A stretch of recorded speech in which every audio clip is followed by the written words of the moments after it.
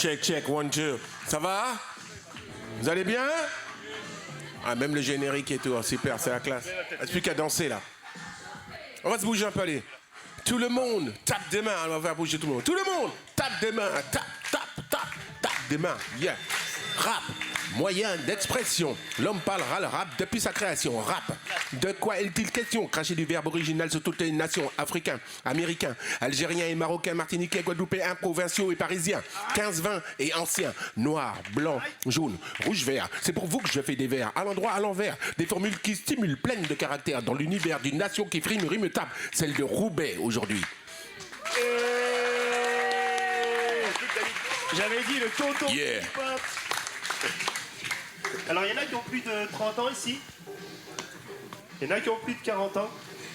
Ils sont tous jeunes. Il y en a qui ont grandi avec HIP, HOP. Ah, il y a des jeunes. Très bien. Voilà, tu vois. Ouais, demande plus de volume peut-être sur ce micro rouge. Tu peux mettre un peu plus de niveau micro rouge. Rouge, s'il te plaît. Le vert, c'est... Celui-là marche. Non. Ouais, il marche bien le tien. Hein. Bon, Tu me fais un petit rap.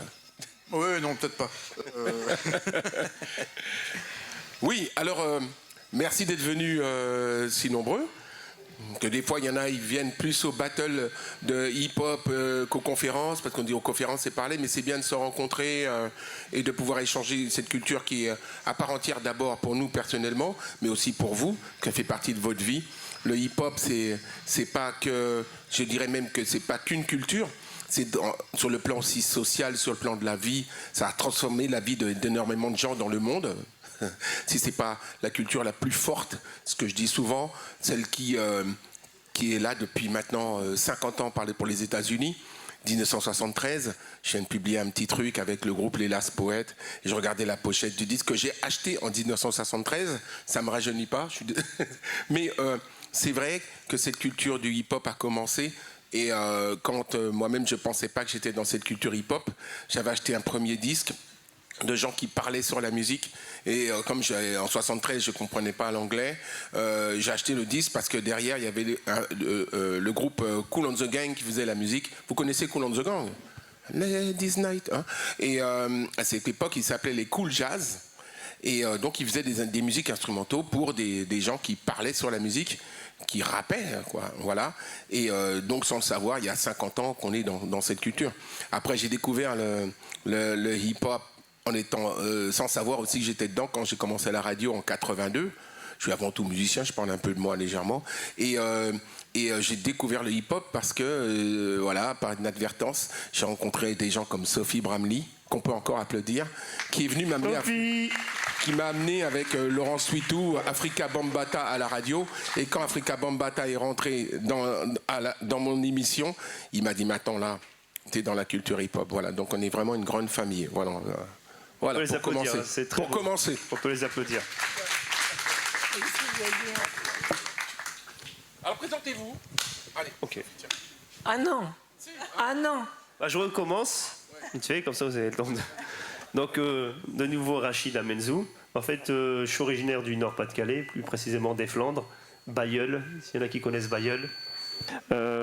Du coup, je suis danseur depuis 1991 où j'ai gagné mon premier concours de danse dans mon école primaire. Voilà, et puis je me suis plus jamais arrêté de danser, quoi. Voilà pour ma présentation. T'en dis pas assez, tu es bien humble. C'est bien. Tu es dans le livre des Guinness. Donc en 2000, j'ai effectué le record de head spin. Je sais pas si vous voyez les tours sur la tête. Voilà, c'est le... Combien de tours? Donc en fait, en 99, le record était de 28 tours. Ouais. Et moi, j'ai fait 50 tours en 2000. Et en 2001, Benny a fait 62. Et maintenant, on a plus de 160. Parce que c'est ça, en fait, la culture hip-hop, et surtout donc, dans le break. On met la barre là. Après, il y a quelqu'un qui la apprend et qui la met là. Quelqu'un d'autre qui la prend et qui la met là. Et c'est toujours comme ça, quoi. C'est toujours en évolution. Exactement, toujours repousser les limites, quoi. Même les figures qu'il y a de nos jours, jamais on n'aurait pensé il y a 25 ans faire ça. Et actuellement, tu as sorti ce fameux livre-là, incroyable ce livre. Ouais, donc c'est le livre Zoom, on en parlera peut-être après. Ouais, et donc c'est un livre qui retrace l'histoire des danses hip-hop, avec l'histoire et forcément la terminologie derrière au niveau des steps de danse. Donc c'est vraiment plus destiné aux danseurs, quoi. Il y a des QR codes en plus, donc on flash le QR code et on a les images. Quoi. Parce qu'en fait, quand j'ai rédigé le livre, je me suis dit, mais comment je vais expliquer, par exemple, un six-step. Un six-step en break, c'est un 6 pas. Du coup, il faut 6 dessins. Et je me suis dit, mais comme il y a du pop, il y a du lock, il y a du break, il y a de la house, etc., le livre, il va faire... En fait, c'est une encyclopédie qu'il faudrait. Et j'ai eu un flash... le QR code. Et du coup, j'ai demandé à un ami s'il savait le faire et il m'a dit ça, je le fais en 5 minutes. Et c'est vraiment le côté original du livre, quoi. C'est-à-dire qu'on a toute la bibliothèque là, quoi, avec les principaux steps. C'est énorme, on peut l'applaudir très fort. Rachid. Merci. Anaïs. Bonsoir à tous, je m'appelle Anaïs. Moi, j'ai commencé à danser. Je suis née quand Rachid a commencé à danser, du coup. J'ai commencé la danse dans les années 2000. Jusqu'à aujourd'hui, je continue d'être active dans les cultures urbaines. À côté de cette passion, je pense que je me définis d'abord comme une passionnée. Je pense que c'est vraiment ça qui résume un peu vraiment le parcours. J'ai commencé par la danse. Par la danse, je me suis professionnalisée dans le spectacle vivant, dans la production, dans l'administration. J'accompagne des artistes également. Depuis quelques années, je suis énormément avec des rappeurs, bizarrement, dans le rap. C'était pas prévu, mais c'est comme ça. Et aujourd'hui, je fais pas mal de reportages. J'écris beaucoup sur les cultures populaires, sur la culture hip-hop en général et sur les quartiers populaires, parce que c'est un sujet qui me passionne. C'est là où je viens et je suis assez fière d'être une fille issue des quartiers populaires du Nord aussi. J'ai grandi dans le nord de la France. J'ai grandi aussi à Roubaix. Où c'est ? Alors, j'ai grandi près de Valenciennes, donc pas très loin non plus de Bailleul. Je suis arrivée ici à Lille il y a maintenant... on va dire 15 ans à peu près. Et puis j'ai habité ici à Roubaix pendant longtemps, avant de repartir sur Paris pour ma carrière et revenir après, il y a 5 ans ici. Et voilà un peu. Aujourd'hui, j'écris beaucoup, je fais pas mal de photos, de photoreportages. Et je touche à tout. Et c'est ça que j'aime en fait dans ce que je fais. En parallèle, je suis directrice des études dans une école de management culturel. Donc vraiment un pot pourri de plein de choses, mais un pot pourri de passion surtout. Tu es une artiste. Voilà, ça. exactement. On l'applaudit Anaïs très fort. Je me tourne sur ma droite, monsieur Olivier Cachin. Voilà, donc moi je suis journaliste, écrivain, j'écris une trentaine d'ouvrages, conférencier. Je suis journaliste depuis les années 80, ce qui ne rajeunit Journal personne. L'Affiche. Puis après à la télé Rapline, Radical, beaucoup de choses. Mais puisque le thème de cette rencontre c'est le hip-hop bien sûr, mais aussi lié à la mode et aux vêtements, je voudrais commencer par une petite histoire qui moi m'a vraiment marqué, qui m'a fait comprendre que justement le rap, puisque moi autant la danse c'est plus Rachid, moi je suis plus sur le rap et le DJing, c'est quelque chose qui va bien plus loin que simplement la musique. Dans les années 80, au début des années 80, c'est-à-dire après les premiers gros tubes, puisqu'en 79 Rapper's Delight de Sugar Hill Gang marque l'avènement d'un hip-hop qui est comestible pour les radios, qui est commercial, qui va devenir un hit mondial, donc qui va relancer cette culture qui existe, comme le rappelait Sidney, depuis 73. Et au début des années 80, il y a un gros label qui va naître, qui s'appelle Def Jam, qui est déjà très symbolique de l'Amérique et du hip-hop, puisque c'est deux deux entrepreneurs qui vont le monter. Un qui est blanc, Rick Rubin, qui est aussi bien amateur de thrash metal, qui a produit notamment Slayer, mais aussi grand fan de hip-hop, puisque quand il est à la fac, il racontait, il dit, moi je demandais à mes potes, qu'est-ce que t'aimes bien comme musique, et les mecs ils répondaient, Jimi Hendrix, les Who, des gens qui étaient morts ou qui auraient aussi bien pu l'être. Alors que pour moi, le hip-hop, qui était cette culture neuve, c'était quelque chose qui m'excitait. Et donc il lance ce label Def Jam avec Russell Simmons, qui est manager de quelques groupes, notamment d'artistes comme Curtis Blow, qui est le frère de DJ Run, de Run DMC. Et donc dans ce label, va y avoir donc les premiers gros succès du rap new-yorkais en tant que tel, les Beastie Boys, Public Enemy. Mais celui qui m'intéresse et qui amène cette anecdote, c'est un gars qui s'appelle James T. Smith, mieux connu sous le nom de LL Cool J. C'est l'acronyme de Ladies Love Cool James, parce que c'était un peu un séducteur. Et ce gars, ce qui est amusant, c'est qu'il va donc arriver vers 84-85. Et c'est déjà les photos d'époque, c'est toute une époque, on le voit, il est souvent torse nu, les grosses chaînes en or, la pose qui était la pose b-boy de l'époque, les bras croisés, le regard un peu. Et c'est là où ça devient intéressant, il a une casquette Kangol, qui s'appelle, une marque qui s'appelle Kangol, avec un kangourou. Alors ce qu'il faut savoir, c'est qu'au moment où LL Cool J a une casquette Kangol, c'est une marque qui est associé aux vieilles dames avec les cheveux violets, qui meurent sur des canapés en regardant la mer à Miami, les retraités qui vivent de vos fonds de pension. C'est une marque complètement obsolète, c'est un truc de vieux.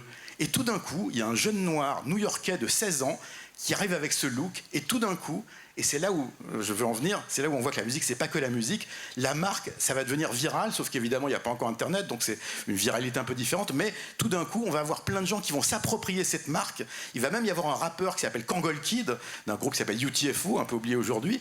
Et c'est la première fois, pour moi en tout cas, un petit peu avant que Adidas et Run DMC entament un mariage de raison et de finance au bout du compte, qui montre que le hip-hop, c'est aussi une culture qui va transformer non seulement la musique, mais aussi la vie sociale, la mode, le langage. Ça touche tous les horizons. Et le fait que Kangol, du jour au lendemain, et il y a d'autres marques avec qui c'est arrivé, devienne une marque branchée alors que c'était une marque super ringarde, c'est aussi ça le hip-hop, c'est quelque chose qui va transformer la vie et pas seulement la musique. Bravo. Bravo. Passe à ton voisin, passe à ta voisine.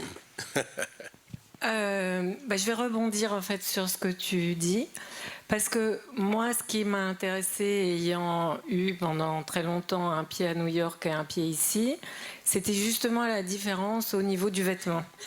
À New York, où le hip-hop est né, c'était vraiment une culture très décriée, évidemment par les Blancs, parce que l'Amérique est profondément raciste, mais également par les Noirs qui avaient envie de s'embourgeoiser. Donc, jeunes des ghettos qui portent à l'époque des baskets alors que personne n'aurait porté une paire de baskets en dehors d'un terrain de sport. C'était un truc de Kaira pas possible. Le jogging, exactement la même histoire. Plus eux qui accessoirisaient ça avec tout ce qu'ils trouvaient. Tu as cité Kangol, mais on peut aussi parler des lunettes Casal, qui étaient les lunettes de la sécurité sociale allemande, qui tout d'un coup sont devenues des objets d'exception dignes d'un machin Vuitton aujourd'hui. Donc ça, à New York, c'était soit des marques obscures qu'ils allaient chercher, généralement au quartier chinois en bas de la ville, soit n'importe quoi à n'importe qui, du moment que ça fait du style. Donc ça peut aussi bien être, je sais pas, à un moment donné, il y en avait plein qui portaient des queues de renard, avec des ceintures cloutées qui appartiennent plutôt au heavy metal, avec, je sais pas, je me suis fait dépouiller de tous mes bijoux. Ah non, mais ça c'est trop frais, donne, tac, paf. Tout et n'importe quoi était bon, alors que quand je suis arrivée à Paris, j'ai trouvé que l'histoire était très différente ici, parce qu'elle était déjà beaucoup plus luxueuse. En fait, il n'y a pas en France et en Europe le problème de racisme qu'il y a là-bas. Deux, très vite, et notamment parce qu'il y a eu HIP, HOP, les marques ont trouvé que c'était une opportunité géniale, et notamment Adidas, ça a coulé à flot, en veux-tu en voilà, sponsorisé, machin, etc. C'était impossible aux États-Unis. Aux États-Unis, on en était évidemment à faire des faux tissus de marque pour inventer des vêtements qui n'existaient pas. Quand aujourd'hui, on a l'impression que c'est normal d'être habillé entièrement logotisé par Louis Vuitton ou par Gucci, jamais ces marques ne faisaient ça. C'était Dapper Dan au fin fond de sa boutique qui faisait des trucs sur mesure pour les artistes, totalement inventés, avec une armée de Chinois qui fabriquaient des tissus dans l'arrière-boutique, ou c'était les Chinois de Chinatown, encore une fois. Mais c'était... tout était underground. C'était pas que la musique, c'était... les parents étaient contre, les amis étaient contre, un chauffeur de taxi noir ne s'arrêtait pas pour quelqu'un qui était dans le hip-hop parce que la tenue faisait peur, c'était un truc. Donc il y avait une hostilité non seulement de race, mais d'objectifs de classe. Voilà, tout le monde voulait tirer vers le haut et le hip-hop, ça faisait peur parce que c'était un truc de ghetto très différent. Donc voilà, moi ce qui m'a vraiment marqué dans le vêtement dès le départ, c'est le clivage entre la France et les États-Unis, où c'était stratosphérique. Moi, je te connais bien, mais peut-être les gens ne te connaissent pas très très très bien. Qu'est-ce que tu faisais à New York à cette époque? Moi, je le sais. Mais en même temps, comment t'en es arrivé, parce que tu es photographe à New York, je crois, et comment t'en es arrivé à rencontrer tous ces gens du hip-hop? On va raconter un peu ton parcours impressionnant, puisqu'en plus tu exposes pas loin des photos. Non, mais je ne suis pas venue pour parler. Je suis venue pour l'histoire. Non, mais présente-toi d'abord. Présente-toi un peu, c'est important. Très brièvement, effectivement, je suis photographe et je suis partie m'installer à New York parce que j'avais l'impression que j'avais fait le tour de Paris. Je ne sais pas pourquoi, c'est très haché. Ça décroche des fois le micro. Hein. Ouais. Micro blanc. Change de micro, on va changer. Tiens. Merci. Allô, ouais. Et donc, je suis partie au début faire des trucs méga chiants. Je travaillais pour Paris Match et pour une agence de photos, l'anniversaire de la mort de Marilyn Monroe, les fans de Michael Jackson, que des trucs sans intérêt. Et puis un jour, j'étais à une fête et j'ai vu un mec danser sur la tête. Et là, ils étaient plusieurs d'ailleurs, c'était tout le Rocksteady Crew. Et là, j'ai pris une claque. Je connaissais le rap, parce qu'il y avait eu les tubes que tu as évoqués tout à l'heure, mais je n'avais pas bien compris. J'ai compris quand j'ai vu, et j'ai compris aussi l'énergie que donnait la musique. Et donc, je suis rentrée par cette porte-là. Et comme à l'époque, c'était un tout petit milieu, je pense que... À l'époque où je suis arrivée, peut-être 250 personnes au max étaient dans le hip-hop, donc je les ai très vite tous connus, tous suivis en 81, 82. Donc c'était voilà, c'était facile d'en faire le tour, c'était facile d'être partout. Et puis je suis restée 3-4 ans avec eux, donc j'ai eu le temps de bien couvrir le sujet. Et après, tu arrives en France, la première équipe de breakdance, cette tournée mémorable de 1982. J'étais pas là, j'étais à New York. T'étais à New York encore quand ils sont arrivés. Voilà, Sophie Bramley. Sous vos applaudissements, s'il vous plaît. On s'est rencontrés donc après, souvent on me pose toujours la question, comment j'en suis arrivé à faire cette émission de télé qui est encore mémorable. Pourquoi? Parce qu'il n'y en a pas eu d'autres, à part le Rapline, bien sûr, avec Olivier Cachin juste après, en 91, si je ne me trompe pas, 90. 84, donc cette idée d'émission est venue de la responsable des programmes qui était avec moi déjà ma responsable, ma directrice à la radio. Je travaillais à Radio France, la maison de la radio, là. Tu avais une émission quotidienne. Et je faisais une émission électro, et sans savoir, je mettais déjà des morceaux de hip-hop, Planet Rock, d'Africa Bambaataa, des choses comme ça. Et Laurence Suitou, qui elle connaissait donc Sophie, vous étiez copine à New York, dis-moi, arrête-moi si je me trompe. Hein. Vas-y. Je ne sais pas par quel hasard, d'ailleurs, tu sauras mieux le raconter que moi, qu'elle connaissait donc Africa Bambaataa. C'était pas un hasard en fait. Laurence habitait à Paris, mais à New York, elle venait souvent voir soit moi, soit Bernard Zécry. Et Bernard était à l'époque journaliste dans un magazine très branché à l'époque qui s'appelait Actuel.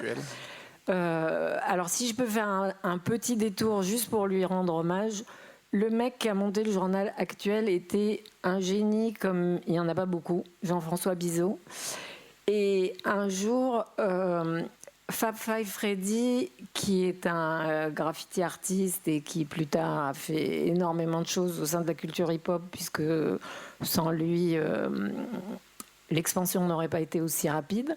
Freddy fait une exposition. Alors déjà, donc, il était vandale à New York, mais en Italie, il y a un mec qui avait une galerie qui lui a dit « Non, c'est intéressant ce que tu fais ». Donc lui et un autre artiste qui s'appelle Lee sont allés exposer à Rome. Et comme Freddy est très social, il est copain avec toutes les stars, il parle un jour avec David Byrne, le chanteur du groupe Talking Heads, qui lui dit « Ah mais moi je suis à Paris, t'es tout près, viens parce que là j'ai rencontré un journaliste, je lui ai raconté un peu tes histoires de hip-hop, machin, ça l'intéresse, viens ». Donc il vient à Paris, il rencontre Jean-François Bizot, il lui raconte ses prémices de cette culture hip-hop, et Bizot lui dit « Ok, je vais t'envoyer quelqu'un, on va voir ». Et donc il envoie une journaliste qui s'appelle Elisabeth Day, qui passe quelques jours à New York, fait le premier papier en Europe sur la culture hip-hop.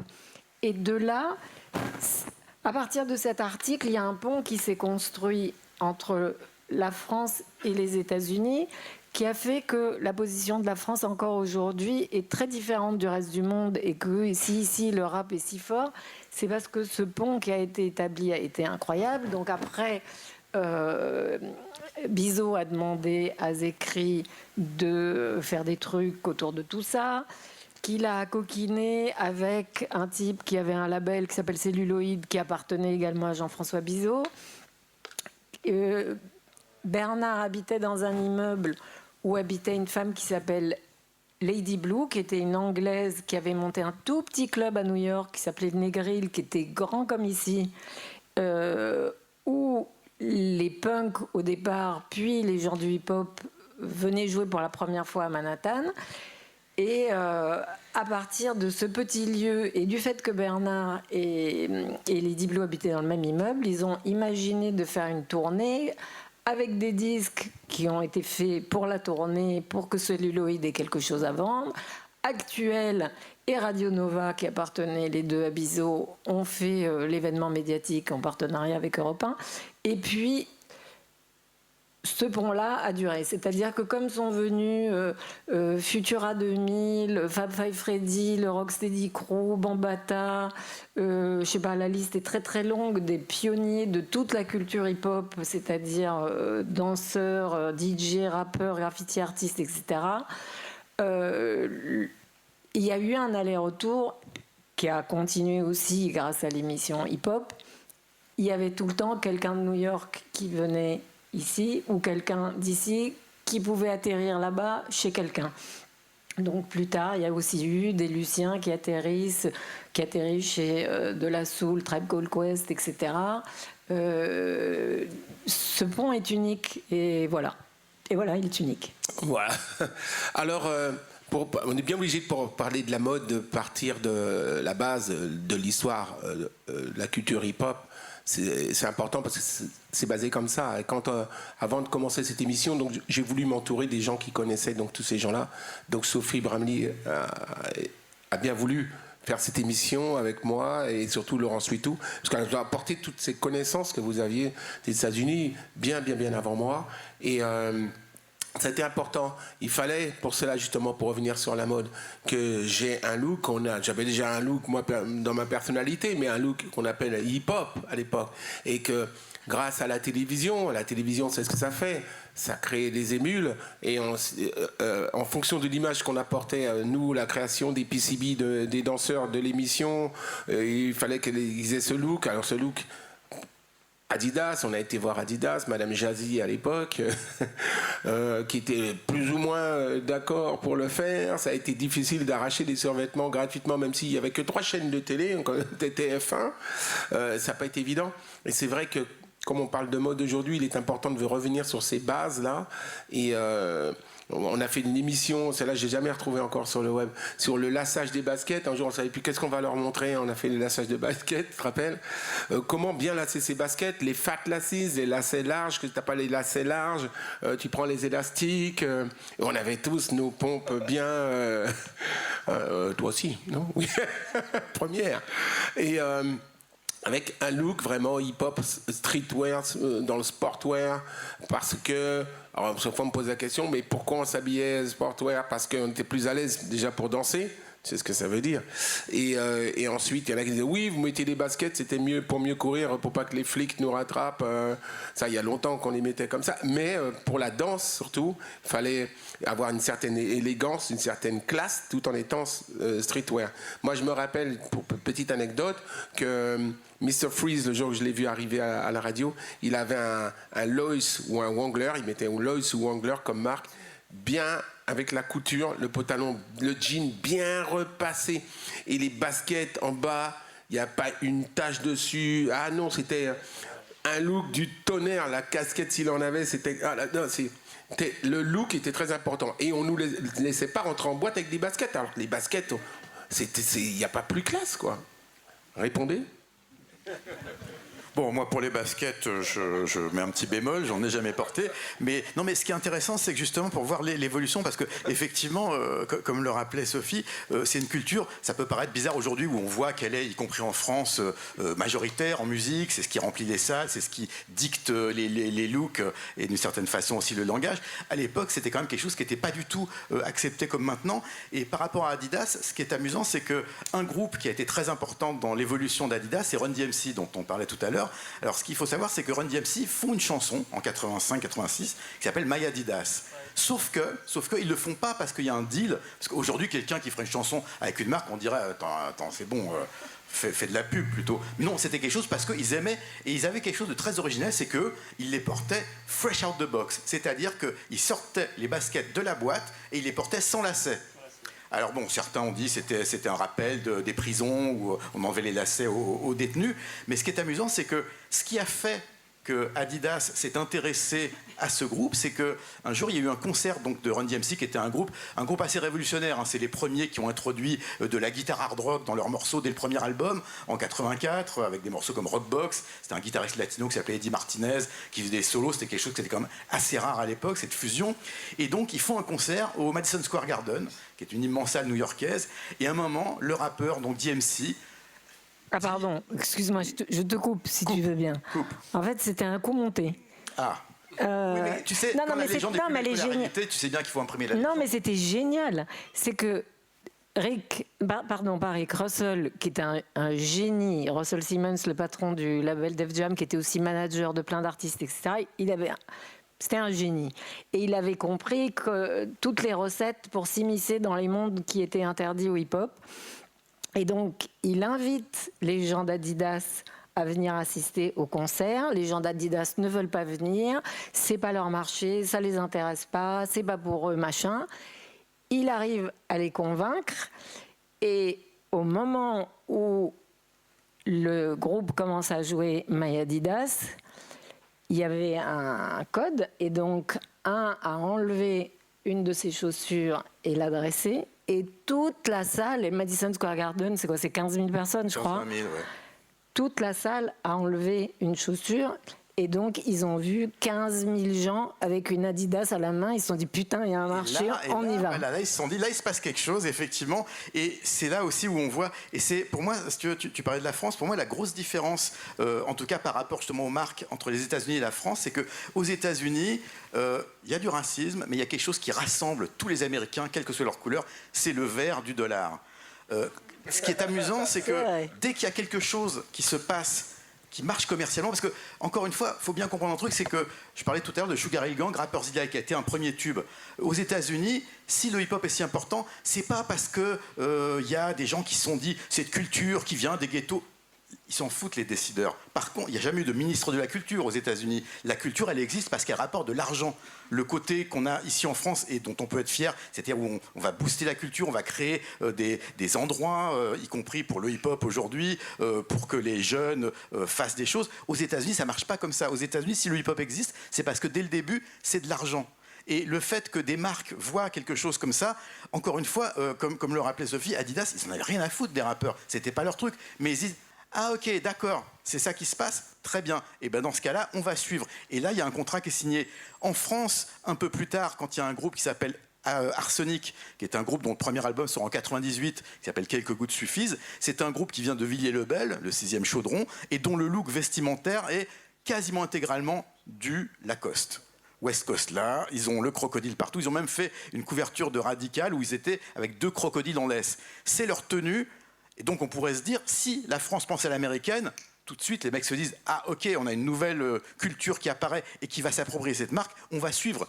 Il s'est passé exactement le contraire, c'est-à-dire que si Lacoste avait pu interdire à Arsenic de porter du Lacoste, il l'aurait fait, parce que pour eux, c'était un truc qui dévoyait cette marque tellement classe, qui s'adressait aux gens qui vont jouer à Roland-Garros, qui ont 50 ans et plus, qui sont blancs, propres sur eux, qui ont de l'argent, et il a fallu attendre 25 ans, puisque c'est arrivé aujourd'hui, pour que enfin, et c'est ce qui est arrivé il y a quelques mois, Arsenic soit officiellement sponsorisé par Lacoste, assiste au tournoi de Roland-Garros cette année, et c'est comme ça que Lino et Calbo, qui ont été boudés par la marque pendant si longtemps, sont aujourd'hui des représentants officiels.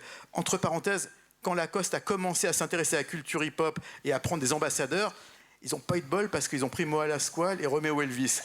À un moment où tous les deux étaient dans une sauce pas terrible, donc ils se sont bien rattrapés avec Arsenic. T'as raison, mais si je peux me permettre... Permets-toi. Non, mais parce que ça a duré quand même extrêmement longtemps avant que les marques américaines sentent le dollar dans le hip-hop. Parce qu'on parle d'une culture qui a vraiment émergé au début des années 80. Le concert d'Adidas, il était déjà 10 ans plus tard. Et pendant les 20 premières années du hip-hop, les marques ont surtout fait des procès.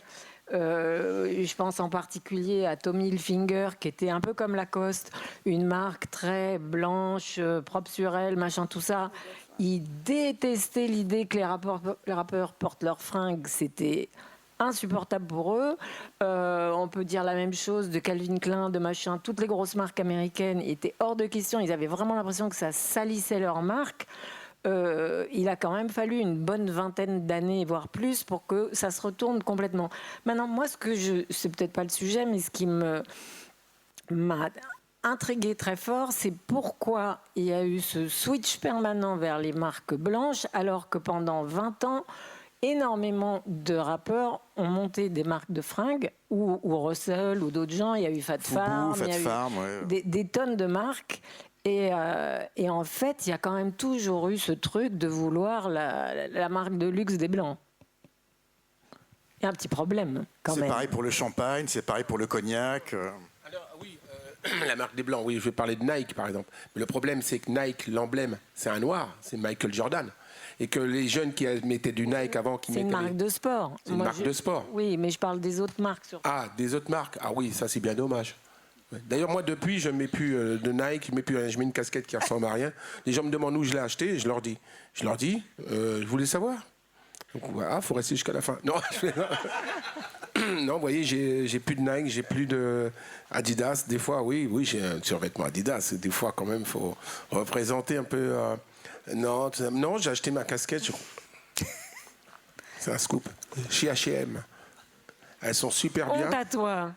Ouais, j'ai été acheter ma casquette. Non, mais ça va pas. Je les achète chez H&M. Vous savez pourquoi?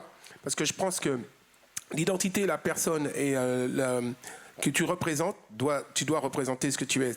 Si tu es classe, si tu ne l'es pas, tu es comme tu es, tu n'as pas besoin d'avoir la marque de quelqu'un qui ne te connaît pas pour la porter. Donc, tant qu'à faire. Et puis si tu n'as pas trop de sous, tu t'achètes un truc, ça vaut 10 euros.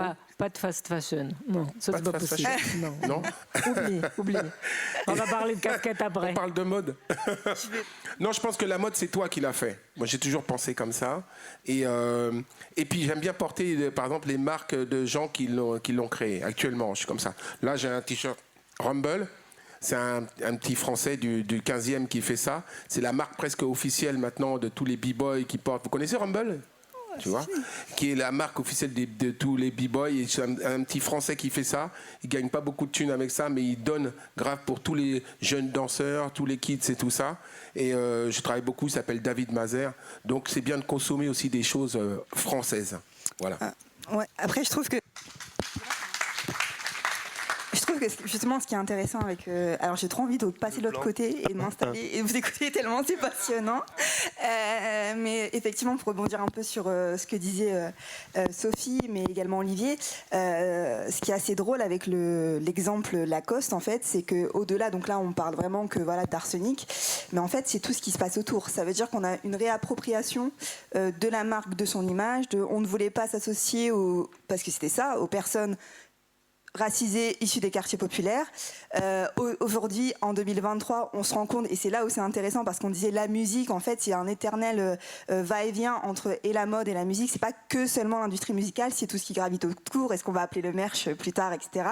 Mais effectivement, on a ce fait où les rappeurs, aujourd'hui, sont indéniablement des atouts commerciaux énormes, en fait. Et le rap, la musique rap est aujourd'hui au top des charts. Ici, je prends l'exemple français parce que Lacoste, pour le coup, c'est très impressionnant. Et au-delà de simplement remettre Arsenic un peu comme les égéries de la nouvelle collection, c'est qu'on fait une exposition avec toutes les photos d'Arsenic à l'époque. Donc, ces fameuses photos qu'on a voulu censurer à un moment, on les reprend pour les exposer. ce qu'on fait aussi avec Lacoste, c'est qu'on va reprendre donc forcément Arsenic, et puis aussi la campagne, c'est qu'on va chercher donc des Noirs et des Arabes pour les mettre en full Lacoste, mais survêt, pour les mettre dans les gares Montfermeil, etc., pour faire les photos de la campagne. Et c'est ça qui est hyper intéressant dans le cas Lacoste, c'est qu'on a vraiment ce truc de... On a complètement switché, donc ça s'explique aussi notamment avec les équipes qui changent. Forcément, les équipes des marques qui travaillent là-bas sont aussi changeantes, c'est plus comme avant. On a des jeunes de la trentaine, quarantaine d'années qui arrivent aussi dans ces équipes et qui changent la façon de représenter. Et encore, on est sur une question de représentation, mais de représenter les personnes, les artistes, les futurs clients, etc. Donc ça, c'est intéressant. Et pour revenir à ce que disait Sophie, effectivement, il y a toujours ce truc d'aller chercher la marque de luxe pour se valoriser, mais c'est un peu ça en fait. C'est aussi le hip-hop, c'est une culture noire. Peu importe ce qu'on en dit, c'est une culture noire, une culture populaire, une culture aussi qui est issue des quartiers les plus pauvres de la vie, des villes où elle a pu naître. Et en fait, le fait de se valoriser, c'est de porter un truc qui coûte hyper cher aux yeux du monde. En fait, c'est de se dire, aussi moi j'exige, j'ai aussi ce costard, ce gros truc, etc. Il y a un truc qui était hyper intéressant qui est sorti il n'y a pas très longtemps sur les réseaux. C'était un journaliste qui expliquait le cas de Jay-Z, par exemple. Jay-Z aujourd'hui, il est tellement riche qu'il a plus besoin en fait de s'afficher avec d'énormes chaînes, d'énormes bijoux. Le gars, il a des locks, il est habillé en noir, costard, normal. Et en fait, il est passé dans un autre truc. Mais avant d'arriver dans cette autre sphère, il y a toute cette valorisation de par ce que je porte, de par les marques qu'aujourd'hui je peux me permettre de porter, de par les bijoux que je vais montrer. On a le bling bling, c'est ça aussi. Le bling bling, c'est quoi? C'est je montre tout ce que je peux m'acheter. Tout à l'heure, on parlait des armes. Je montre mes armes. Je montre ma voiture qui coûte je ne sais pas combien. Il y a plein d'anecdotes, les rappeurs qui venaient sur les tournages avec les plus grosses bagnoles, et en fait le but c'était de ramener la plus grosse voiture juste pour montrer qu'on venait avec la voiture qui allait bien, quoi.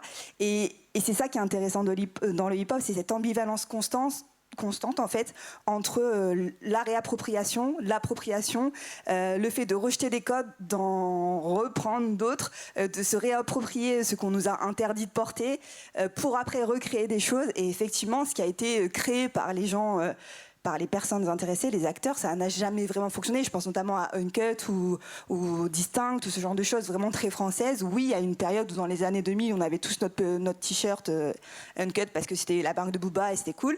Mais Comate, etc. Mais c'est passé en fait ça. Et on a toujours ce truc de nous aussi, on peut porter des belles choses, nous aussi, on peut porter tel truc, et on va changer totalement la vision de la marque, parce qu'on va jamais les porter comme les personnes lambda les porteraient en fait. Et je pense que c'est ça qui fait aussi toute la créativité du hip-hop, qui fait aussi toute l'excellence de cette black culture, j'ai envie de dire. Voilà.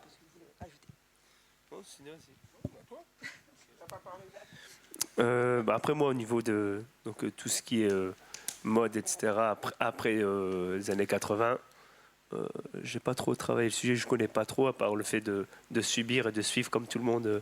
Quand il y avait Adidas, et basta Adidas, quand il y avait même Kangol. Moi j'avais vu Kangol dans New Jack City. Donc je sais pas justement si c'était avant ou après. Après, mais longtemps après. C'est là que j'ai découvert ça, avec Wesley Snipes, voilà, que je suivais. Mais par contre, comme je suis un danseur, b-boy avant tout, et en écrivant le livre, quand j'ai été chercher vraiment la source du break, il y a des breakers parmi vous? Est-ce qu'il y en a qui font du break? 1, 2, 3, ok, 3,5, 4. Parce qu'il y a des danseurs debout là, c'est pour ça.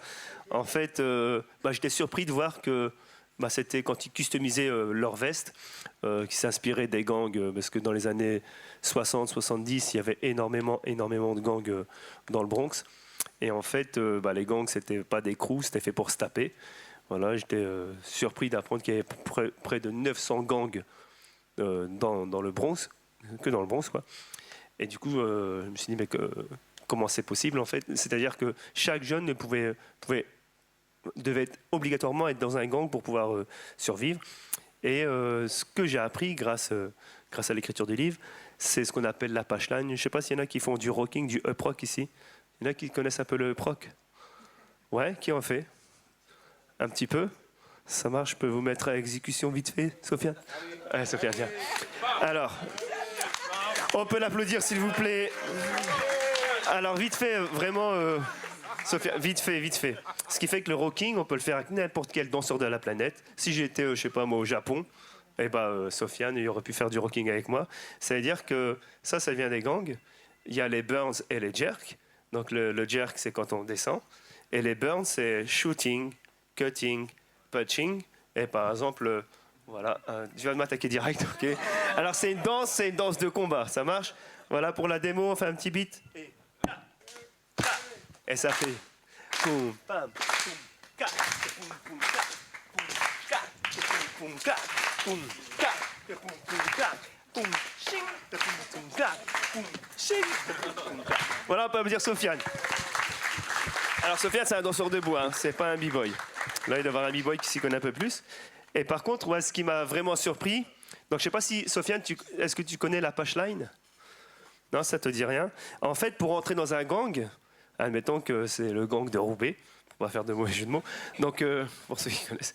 Donc, pour entrer dans le gang de Roubaix, par exemple, admettons qu'on soit 12 et que Sofiane veuille rentrer dans le gang, chaque gang a un bisoutage. C'est-à-dire que nous, notre bisoutage, c'est la punchline. On est 6 comme ça, 6 gars, 6 en face, et en fait, Sofiane doit passer, et chaque personne a le droit de mettre un coup. Voilà, c'est-à-dire un coup de poing, un coup de genou, un coup de coude, même un coup de bâton. Et si Sofiane, au bout de la ligne, il n'est pas essoufflé comme moi, et il tombe pas, surtout. S'il se relève, il fait partie du gang. Mais ce qui est intéressant avec cette histoire-là, avec la punchline, c'est que c'est de là qu'on va garder en fait les positions battle en rocking. C'est-à-dire qu'on est comme ça, face à face, et après, en fait, on va plus se toucher. Parce que par la suite, ça va évoluer, et on va plus tendre vers une énergie positive, vers la danse. On règle nos comptes en dansant. Et je comprenais pas ça, même quand je regardais les films, je dis, ouais, c'est chaud quand même. Et voilà, en fait. Et tout ça, c'est la beauté du rocking, et c'est la naissance du breakdance, du hip-hop. Voilà. Bravo. Oui. Excusez-moi, je me suis perdu. En fait, c'est pour dire qu'en fait, au niveau des vestes, on les customisait nous-mêmes. Il y avait le gang derrière, voilà. Et en fait, quand on perdait, en réalité avec les gangs, on se faisait dépouiller. C'est-à-dire que c'était un trophée d'enlever la veste du gars. Et si le gars rentrait dans le gang sans veste, en fait, il était destitué, il n'était plus dans le gang. Voilà. Je rajoute ça, et en fait, les fameuses vestes que tout le monde connaît, les Suprêmes, par exemple, où le gros logo Suprême il est derrière, en fait, ça vient vraiment de la rue. C'est pas juste Suprême qui a créé. Suprême, c'est un nom de gang en fait aux États-Unis, et le fait de mettre des vestes avec le gros truc derrière, c'est vraiment typiquement issu de ce qui étaient les gangs au début, et notamment des gros gangs de dealers des États-Unis, où on mettait le nom en fait de son crew dans le dos. Donc même les marques les plus cotées aujourd'hui ont pris leur inspiration. On sait, voilà, ça vient de chez nous, quoi. Moi, pour savoir, en règle générale, de toutes les manières, c'est le streetwear qui fait parler les individus quand ils se rencontrent. On se dit, tiens, on sait d'où il vient, son lassage de basket, son attitude. Ici, s'habiller comme ça, c'est qu'il fait partie de quel quartier ouest, nord, machin, voilà. C'est le streetwear dans le hip-hop c'est comme une discipline à part entière, quelque part. On a le rap, le DJing, la danse, mais tout ça est lié. Ils sont tous liés ensemble par le streetwear, quelque part. Donc on reconnaissait, on dit, tiens, lui, comment il marche là? Ça doit être un b-boy, lui, il doit danser, il aime le rap, il aime la culture hip-hop, quoi, voilà. Olivier Cachin, il aime la culture hip-hop. Mais il a été pas souvent, non pas rejeté, entre guillemets, mais on l'a souvent dit, mais comment se fait-il qu'il connaît toute cette culture alors qu'il n'a pas le look hip-hop? Peux-tu nous expliquer ça? Alors là, tu me tends une perche que j'ai saisie à de nombreuses reprises depuis 30 ans. En fait, c'est simple. Hein. Moi, quand j'ai commencé à présenter Rapline, c'était en 90 sur M6. Effectivement, l'idée, en fait, elle était très simple. Hein. Il y a une mode qui va durer 6 mois. Hein. Visionnaire M6. Hein. Donc on va faire une émission d'été pendant 2 mois, de préférence présentée par une petite nana mignonne ou un mec un peu en survêt. Bon, il s'est trouvé que c'était moi parce que j'étais déjà dans la chaîne, j'avais proposé un projet d'émission, et ils me disent donc il faudrait que tu t'habilles avec des survêtements et des casquettes. Et tout de suite, c'est le premier truc que j'ai eu à me poser comme question, c'est est-ce que je me déguise parce que j'avais jamais été habillé en streetwear. Moi, je suis un Parisien, j'ai jamais habité en banlieue, j'ai pas le permis. Cette culture, je l'aime, mais pas parce que j'en ai fait partie en tant que comme des gens comme Sydney ou Rockin' Squad d'Assassin ou tous les pionniers qui se reconnaissaient justement avec ces fat laces, ces vestes triple goose et tout. Moi, c'était en tant que touriste culturel, en tant que journaliste. Donc, est-ce que je me déguise ou est-ce que je reste comme je suis ? Je suis resté comme je suis, ce qui fait qu'effectivement, au début, quand ils m'ont vu arriver, vu que c'était encore en France, c'était encore très très réduit, hein, la population qui connaissait le hip-hop en 90. Donc, première réflexion, qu'est-ce qu'ils nous ont collé comme clown ? Parce que ça va pas du tout. Bon, au bout d'un moment, ça a été effectivement un petit peu genre, c'est devenu, bon, il est peut-être habillé chelou, mais au moins il dit pas trop de conneries. Et il y a une émission, un extrait qu'on peut retrouver facilement sur YouTube qui était très drôle, c'était Assassin qui à l'époque passait en 92 au Transmusical de Rennes, qui avait fait une espèce de section hip-hop dans les banlieues avec trois artistes. Et donc je fais l'interview d'Assassin déjà qui était pas du tout d'accord entre eux parce qu'au début Rockin' Squad dit non, on veut pas que tu filmes le concert. Oui mais attends, les questions, faut qu'on vérifie nous ce qui va être diffusé. Et puis Solo qui dit non mais attends, c'est bon, laisse-le faire son boulot. Et je fais l'interview et à la fin il y a Solo qui fait attends 2 secondes, il parle au réalisateur, il fait attends maintenant tu vas retourner le truc et là il fait Assassin interview Monsieur Cachin. Alors vous êtes habillé avec une cravate et un costume, c'est pas très hip-hop quand même. Alors là, si tu veux, c'était magnifique parce que c'était déjà une question qu'on me posait régulièrement. Donc j'avais la réponse de 15 secondes, de 3 minutes, ce que tu veux. Je lui dis, bah écoute, le hip-hop, c'est être soi-même. Moi, j'ai jamais été habillé autrement qu'avec des costumes. Donc et à la fin, il me fait, ok. Ben parce qu'à un moment, le hip-hop, c'est pas être déguisé. Il y a justement Eazy du groupe NWA, qui était le grand groupe de gangster rap de Los Angeles, racontait dans une interview qu'un jour, il y a un journaliste irlandais qui vient les interviewer.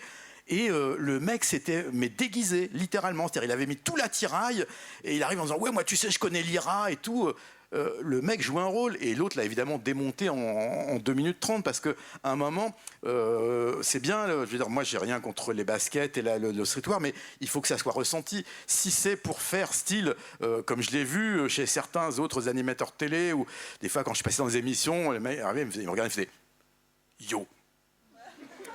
Je t'ai compris, gars. On se connaît. Mais ce qui est amusant aussi, et ça, c'est quelque chose qui m'avait marqué, c'est pour revenir sur justement cette idée que ce que disait Sophie, c'est-à-dire que la culture hip-hop n'était pas du tout acceptée au début. Il m'est arrivé assez souvent de faire des émissions de radio, notamment, et quand les micros s'éteignaient, le mec me disait « Mais en vrai, t'écoutes quoi ?» Comme si c'était obligatoirement quelque chose qui était bidon, que je faisais ça parce que ça allait marcher ou parce que j'avais trouvé un créneau. Et quand je disais « Bah non, c'est vrai », il me regardait genre sérieusement, parce que c'est pas de la musique, hein. C'est facile de parler sur des disques qui jouent derrière, parce que à l'époque c'était ça la vision du hip-hop, c'est des mecs déguisés avec des fringues de sport qui parlent sur de la musique qui est déjà faite. C'est un petit peu plus compliqué que ça quand même, hein. Mais à l'époque c'était cette idée, et puis bien sûr associé au fait que c'est une mode qui va durer 6 mois, et ça c'est quelque chose qu'on a entendu pendant quand même 30 ans, hein. Un peu moins aujourd'hui quand même. Oui, il y a surtout le fait que d'être habillé streetwear, moi, c'est bien de donner des anecdotes, quoi. Un jour, après un spectacle de hip-hop, j'arrive avec les danseurs, je me rappelle plus lesquels, quoi. On dit, bon, bah, après, comme c'est plus jeune que moi, viens, Sydney, tu nous emmènes en boîte et tout. Donc, on va, après le spectacle, on va dans une discothèque. Ils arrivent avant moi. Ils se font forcément recaler et le videur leur dit ouais, des baskets, tu rentres pas, on rentrait pas en basket dans une discothèque. Et en plus les survêtes et tout, le mec il les a recalés tous. Alors il reste là, j'ai dit vous êtes pas rentrés les gars? Ben non, et on nous laisse pas rentrer. Alors moi je me présente. Je dis, bon, pourquoi vous les laissez pas rentrer? Ah, il me dit, non, vous aussi, vous rentrez pas. J'étais forcément aussi en basket et en survêt. Mais il y avait le patron qui était derrière, qui est physio, qui dit, mais attends, mais c'est Sydney et tout. Et du coup, il dit, bah non, c'est Sydney, si c'est Sydney, il faut le faire rentrer avec tout le monde. Du coup, moi, j'ai regardé, c'est parce que je m'appelle Sydney que je rentre, on rentre pas, les gars, on va ailleurs. Voilà. Donc, le streetwear, c'était aussi dur pas de s'imposer, mais on s'aperçoit que cette image qu'on a donnée, on en a souffert, et que maintenant on s'aperçoit que tout le monde met des casquettes, tout le monde... Moi j'ai retrouvé une photo de moi, j'ai 16 ans, 17 ans, je suis à la foire du trône, j'ai une casquette comme ça, j'ai dit ah ouais c'est vrai, je mettais des casquettes depuis longtemps, quoi, tu vois, et que c'était pas... Forcément, j'en reviens à ce que tu viens de dire, c'est dans ta personnalité. Si tu la mets ou tu la mets pas, c'est pas du tout grave. Il y a des jours où c'est avec, des jours sans, quoi. Est-ce qu'on peut parler des femmes? Tiens, justement, s'il te plaît. Kangol, là, tu vois, avec une femme avec un kangol. Les femmes. Non, mais parce que c'est très différent l'histoire des femmes dans le hip-hop. Dans les années 80, elles étaient d'abord très peu nombreuses, mais surtout, elles étaient très effacées. Le truc des femmes, c'était de porter un vieux jogging beige fermé ou un petit polo fermé jusqu'au dernier bouton, d'être très très fadasse, alors que les mecs, c'était comme des pans. Il y avait un festival de création, de couleurs, vraiment, ça clignotait de partout. Évidemment, en tant que photographe, c'est plus amusant à photographier, mais ça me cassait un peu la tête que les femmes soient si austères. Et ça a duré assez longtemps. Alors, comme vous le savez, dans le hip-hop, surtout au début, il y avait les Sisters d'un côté et les Biatch de l'autre. Et la Biatch, dans les années 90, avec l'avènement du clip dans le hip-hop qui commençait à avoir quelques endroits où se montrer, les femmes sont devenues ce que les Américains appelaient des props. Les props, c'est quand on est sur un tournage au cinéma, c'est celui qui cherche les props, c'est celui qui ramène, voilà, l'accessoiriste. Merci. Donc elles étaient comme la bagnole, comme le collier en or, le machin. On les appelait les props. Et elles étaient très à poil et elles dansaient sur les bagnoles ou elles se frottaient ou je sais pas, peu importe. Et le truc que j'ai vraiment adoré, et que je trouve que l'impact que les femmes dans le hip-hop ont eu jusqu'à aujourd'hui est dingue et beaucoup plus intéressant que l'autre féminisme qu'on entend trop, c'est qu'elles ont utilisé tout ça comme un boomerang. C'est-à-dire qu'elles ont dit « Ok, vous voulez nous voir à poil, vous voulez voir le creux des seins pour faire attention à nous, vous voulez notre string, notre cul, notre machin ». Et donc les rappeuses ont complètement changé de code vestimentaire, à quelques exceptions près, mais pas beaucoup, ou Missy Elliott parce qu'elle était complexée, ou des choses plus d'ordre différent. Et du coup, il y a eu les Foxy Brown, il y a eu ensuite Lil Kim, il y a eu Nicki Minaj, il y a aujourd'hui Cardi B, évidemment. Mais vraiment, si on prend 12 femmes pour raconter l'histoire du hip-hop sur 40 ans et qu'on démarre avec peut-être pas Roxane chantait encore avant, comment elle s'appelait, les filles de The Sequence, qui étaient... Bon, elles sortaient un peu du disco, elles avaient 2-3 bijoux, mais grosso modo quand même très très couverts, pour arriver à aujourd'hui Cardi B, ancienne strippeuse qui a tous les codes du truc. La libération s'est faite par 2 trucs, c'était vraiment, elles ont repris le pouvoir. Un, parce que, comme je l'ai dit, par effet de boomerang, elles ont renvoyé aux hommes ce qu'ils avaient demandé, mais en prenant le pouvoir. Et 2, elles ont eu des lyrics qui ont été crescendo dans l'utilisation de la sexualité. Oui, bien sûr. À savoir qu'au début, oh, le garçon dont je suis amoureuse n'est pas très gentil avec moi, pour finir par My Pussy, My Crack, qui était le premier où les gens disent quoi, qu'est-ce qu'elle raconte, ou Wet Ass Pussy aujourd'hui, etc. Donc il y a vraiment une histoire qui se raconte en fringues et en mots, et dont le pouvoir sur les femmes qui écoutent cette musique est énorme. Alors, moi je suis très rap américain et pas du tout rap français. Et ça m'énerve d'ailleurs pour les mêmes raisons, c'est qu'en France, les rappeuses ne parlent pas de ces choses-là. Il y en a 3, une fois de temps en temps, qui utilisent un mot et qui rougissent. Mais je suis très sidérée. Alors, il y a des bonnes raisons à ça. C'est vrai qu'on ne passe pas en radio. Mais enfin, aujourd'hui, où tout passe par les réseaux sociaux et par d'autres biais, il n'y a pas besoin de s'emmerder avec savoir si ça plaît à la maison de disque ou si ça plaît à la radio. Et donc, ça m'agace. Donc, si jamais il y a des rappeuses dans la salle, faites-moi plaisir. C'est hyper intéressant parce qu'il y a actuellement un reportage sur Arte qui est hyper intéressant, qui parle de ça. La libération et l'émancipation sexuelle des rappeuses, justement, et ce qu'elles ont ramené. Il y a aussi quelque chose, et c'est ça qui est incroyable, c'est qu'il y a une culture, c'est qu'on ne peut pas prendre que des éléments et les analyser les uns sur les autres. Et je pense que c'est très... c'est très représentatif de ce qui se passe là. On parle de la mode, mais en même temps, on fait des allers-retours entre l'histoire, etc., pour essayer de contextualiser. Et effectivement, quand les femmes arrivent dans les années 80-90 dans le hip-hop, il y a toujours ce truc un peu en arrière de faire sa place dans un monde d'hommes, finalement. Et donc, toutes ces femmes qui arrivent, elles ont, on parlait tout à l'heure des Dickies, on parlait de Carrard, des choses vraiment très bonhomme de chantier. Et Missy Elliott, quand elle arrive, c'est Missy. Mais derrière Missy, il y a June Ambrose, qui est une super styliste créatrice qui aujourd'hui travaille avec Puma, qui donc va vraiment développer tout son univers coloré, excentrique, etc., tout en gardant les codes vraiment du hip-hop avec les vestes hyper larges, les shorts hyper larges, etc. On va avoir aussi l'arrivée de femmes plus, on va dire plus, pas féminines, parce que c'est pas le délire de dire féminine, mais quand on prend Rihanna, quand Puma a choisi Rihanna pour être la première égérie dans les années 2000, Rihanna, c'est quoi ? C'est une fille qui vient de la Barbade, une fille des îles. À l'époque, il n'y a pas de filles des îles dans les représentations médiatiques. On en fait un joli produit comme il faut. On la maquille à outrance dans son premier clip Pon the Replay pour qu'elle soit un peu aguicheuse, mais en même temps, ce truc un peu... elle ne sait pas trop ce qu'elle fait, c'est une jeune fille, etc. Et Puma va jouer de ça pour après en faire une certaine égérie. Donc c'est là où elle va sortir sa collection avec Puma et tout, vraiment la toute première. Et ensuite, on voit effectivement ce truc de les femmes commencent à s'émanciper, à prendre de plus en plus... donc c'est dommage que ça passe par essentiellement le fait de ce qu'on va rejeter aux hommes, parce que c'est ça, c'est l'image qu'on va en rejeter, etc. Mais ce qui se passe, il est vraiment fondamental dans le changement des mentalités et des paradigmes, aussi bien chez les femmes que chez les hommes, c'est qu'elles vont reprendre complètement la possession de leur corps.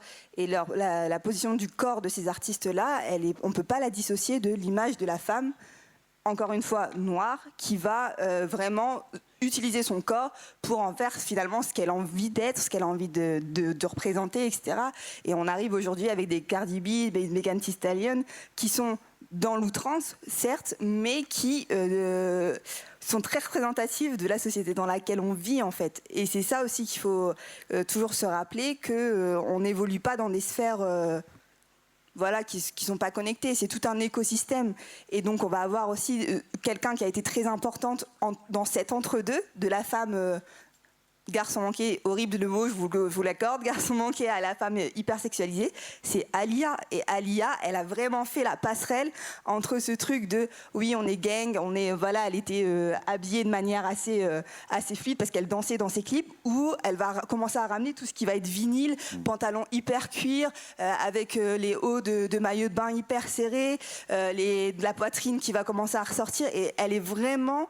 celle qui va faire le pont entre ces deux modes et ces deux influences, en fait, d'un point de vue. Et c'est donc derrière Aaliyah, il y a Derek Lee, qui est un homme, pour le coup, mais qui a vraiment façonné toute l'image d'Aaliyah. On parlait de Tommy Hilfiger, par exemple, juste avant, de cette marque. Et Aaliyah a été une aussi des personnes à être la première à s'être affichée avec du Tommy Hilfiger à fond, dans les clips, dans toutes les actions de promo, etc. Et elle a vraiment été pionnière dans ce truc d'assumer sa féminité, de la ramener encore de se réapproprier des choses, de venir amener du bijou sur des choses qu'on voyait pas forcément avant, où Missy était très mec, en fait. Elle va vraiment changer tout le paradigme, et à partir de là, ça va suivre son chemin avec toutes celles qui vont arriver juste après. Quel dommage qu'elle ait pris cet avion ce jour-là. Ça, c'est un petit peu triste. Pour rebondir, moi, je voudrais, par rapport aux femmes, il y a aussi quelque chose qu'on a beaucoup reproché au hip-hop, c'est son machisme, son sexisme, qui est réel. Il y a des artistes qui, effectivement, ont des paroles assez intenses, pour pas dire autre chose. Mais moi, il y a une anecdote qui m'avait frappé. J'étais en 95, c'était à Miami. C'est une convention hip-hop qui s'appelait How Can I Be Down. Donc, il y avait des concerts, des soirées. Et un soir, donc c'est dans un club de Miami. Et le DJ passe un morceau qui était un gros tube de l'époque, un rappeur qui s'appelait Akinile. Et le morceau s'appelait Put It In Your Mouth. Bon, si j'ai besoin de traduire. Donc voilà, une ode à la fellation. Et je vois deux grosses nanas, deux noires. Dès que le morceau commence, elles commencent à danser comme des dingues et tout. Elles étaient à fond. Donc j'attends un petit peu, puis j'attends qu'elles sortent un petit peu de la piste, puis je vais les voir, je fais oui, bonjour, I am a French journaliste, j'exagère mon accent français. Juste, pouvez-vous me dire, est-ce que ça vous dérange pas? Parce que là, on est aux États-Unis, autant en France, les gens, les paroles, bon, ils s'en foutent. D'ailleurs, souvent, les rappeurs américains qui viennent dans des radios françaises, qui entendent ce qui se passe, ils font, vous passez ça, vous êtes dingue? Parce qu'ils ont un sens, quand même, les radios américaines, on peut pas dire fuck, suck, c'est très censuré. Et donc là, je leur dis, mais est-ce que ça vous dérange pas, des paroles comme ça? Et là, elle me regarde, elle s'exposerait, elle me fait, it's a jam! C'est un tube. Et nous, on sait que c'est pas nous dont ils parlent. Ces nanas, elles existent, c'est pas nous. Donc ça nous pose aucun problème de danser sur ce morceau-là, parce que nous, on prend ça pour ce que c'est, c'est-à-dire de l'entertainment. On n'est pas ces nanas dont ils parlent dans les chansons, donc ça nous pose pas de problème. Et c'était intéressant parce que la même chose en France, on aurait plus eu des réactions genre ouais, quoi, comment, de quoi ils parlent, qu'est-ce que ça veut dire, c'est sexiste. En fait, elles avaient pas du tout ce complexe, alors que justement, elles étaient dans le pays où les paroles étaient compréhensibles et comprises par tout le monde, mais ça n'était pas un problème pour elles. C'était assez intéressant comme différence de vision par rapport à une femme qui écoute du hip-hop macho. Alors, excusez-moi. Donc, s'il y en a qui veulent interagir, n'hésitez pas à lever la main parce que je vais vous passer le micro, même s'il y a un temps question à la fin. Voilà, Moi, parce qu'on n'a que 2 micros en fait. Pardon. Je voulais juste rajouter un truc que j'ai oublié de dire tout à l'heure, c'est que c'est assez frappant aussi si on compare dans la pop musique, l'émancipation des femmes dans les années 70-80, c'est passé par un corps androgyne. Je pense à toutes, je sais pas, toutes les chanteuses des années 70-80. Non, pas Madonna, non, avant. Non, Chrissy Hynde, voilà, toutes ces femmes-là, c'était un corps très masculin, Patti Smith, voilà, c'est ça que je cherchais depuis un moment, qui perdure quand même un peu aujourd'hui, alors que dans le hip-hop, les femmes ont pris un chemin, mais totalement inattendu. C'est la version... Je me rajoute du silicone partout pour avoir des ins sacom et des fesses comme ça. Et c'est vraiment un corps calipige, pour le coup, un archétype soi-disant africain qui est... Mais je trouve que c'est un symbole, c'est-à-dire exagérer toutes les parties sexuelles pour encore plus enfoncer le clou sur le pouvoir qu'elles ont et qu'elles sont capables d'utiliser. J'ai trouvé ça aussi admirable que la technique du boomerang. Voilà. Un petit mot encore sur les femmes. Moi, je me souvenir que j'ai toujours été entouré de femmes. J'ai cette chance. Bon, voilà. C'est normal avec le métier, DJ, etc. Mais c'est surtout que je voulais sur scène que j'avais des danseurs et qui étaient très dans un machisme total et que je voulais avoir les danseuses. Et j'ai toujours fait, j'aime pas dire faire travailler, mais toujours embauché, toujours fait travailler la première compagnie féminine de danse. Elles dansaient et elles rappaient, elles faisaient leur show. C'était les Ladies Night que j'ai toujours soutenu, même dans mes clips, parce que la présence féminine était, c'est bien pour moi, aussi importante. Non seulement on avait du mal à recruter à l'émission de télé de trouver des danseuses, on en a trouvé 2. Et après, pour les tournées, j'aimais bien qu'il y ait la présence féminine sur scène. Pas seulement, mais pour que les autres femmes qui regardaient le spectacle s'identifient, se disent que elles, nous aussi, on peut faire partie de cette culture. Donc pour moi, ça a toujours été très important depuis le début du hip-hop. Voilà. On regarde une image avant le débat. Je vais aussi parler des femmes, du coup. Ouais. Oui. En fait, moi, en tant que danseur, c'est vrai que, et prof de danse hip-hop, en fait, 70 à 80% de nos élèves sont des filles et on sait tous qu'elles ont dû batailler pour faire leur place. Mais là où c'est vraiment flag, c'est dans le breakdance, parce qu'il y a un peu toutes les figures, et c'est vrai qu'à l'époque, les backspins, les filles faisaient des backspins, et donc c'est tout simplement tournant sur le dos en boule, comme ça. Et en fait, les phases, les windmills, donc les coupoles, les Thomas, c'était réservé aux garçons. Après, il y a des filles qui ont réussi à avoir des coupoles, il y a des filles qui ont réussi à avoir les Thomas, et maintenant, il y a des big girls qui gagnent contre des b-boys en power move. Donc les power move, c'est vraiment toutes les figures super difficiles où on vole comme ça pendant 30 secondes. Et en fait, c'est pour vous dire à quel point en fait, elles ont fait un travail immense sur le training et la détermination pour égaler, voire dépasser le b-boying, quoi. Ouais, actuellement, il y a des battles vraiment mix et les filles n'ont pas peur des garçons et ça, c'est fabuleux. Et maintenant, ça commence beaucoup plus tôt. Je sors du battle de 3 qui est un baby battle, Battle Kids, ça s'appelle. Et les filles sont encore plus terribles dans les battles que les garçons. Et ça, c'est exceptionnel, voilà. Ouais. Et aussi, avant, elles imitaient dans leur danse, elles imitaient les garçons. Ouais. Du coup, ça faisait très b-boy. Ouais. Et après, des big Ça a girls changé. comme Bibiche et d'autres, en fait, elles ont, enfin, après Bibiche, une fille des Wanted. Big Girl Sissi, qui fait les Jeux Olympiques aussi. Bah, Ouais, voilà, Soraya, qui a commencé à danser, à rajouter des steps un peu top rock, salsa, etc., sa propre féminité. Et maintenant, elles ont leur propre style. Alors qu'avant, il Exact. fallait faire garçon. fallait faire comme les mecs et maintenant elles trouvent leur attitude Exactement. féminine dedans, c'est magnifique. Et toi, par exemple, Sofiane, vous qui êtes dans l'arena danse, donc les filles représentent combien de pourcents Elle représente environ, je dirais, 70-80% des élèves, de l'effectif, les filles. Non, ça arrive, c'est en train de se démocratiser chez nous. Nous, on est une école justement qui est plus axée sur la danse debout.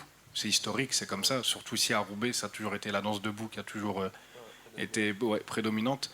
Et puis, on arrive justement sur du b-boying tout doucement, en fait, on commence. Et ça intéresse les filles aussi. Les filles, elles sont vachement intéressées par le b-boying aussi. Ça n'intéresse pas que les garçons, en fait. Et on a, par exemple, mené beaucoup de stages pendant les vacances, etc., ce genre de choses.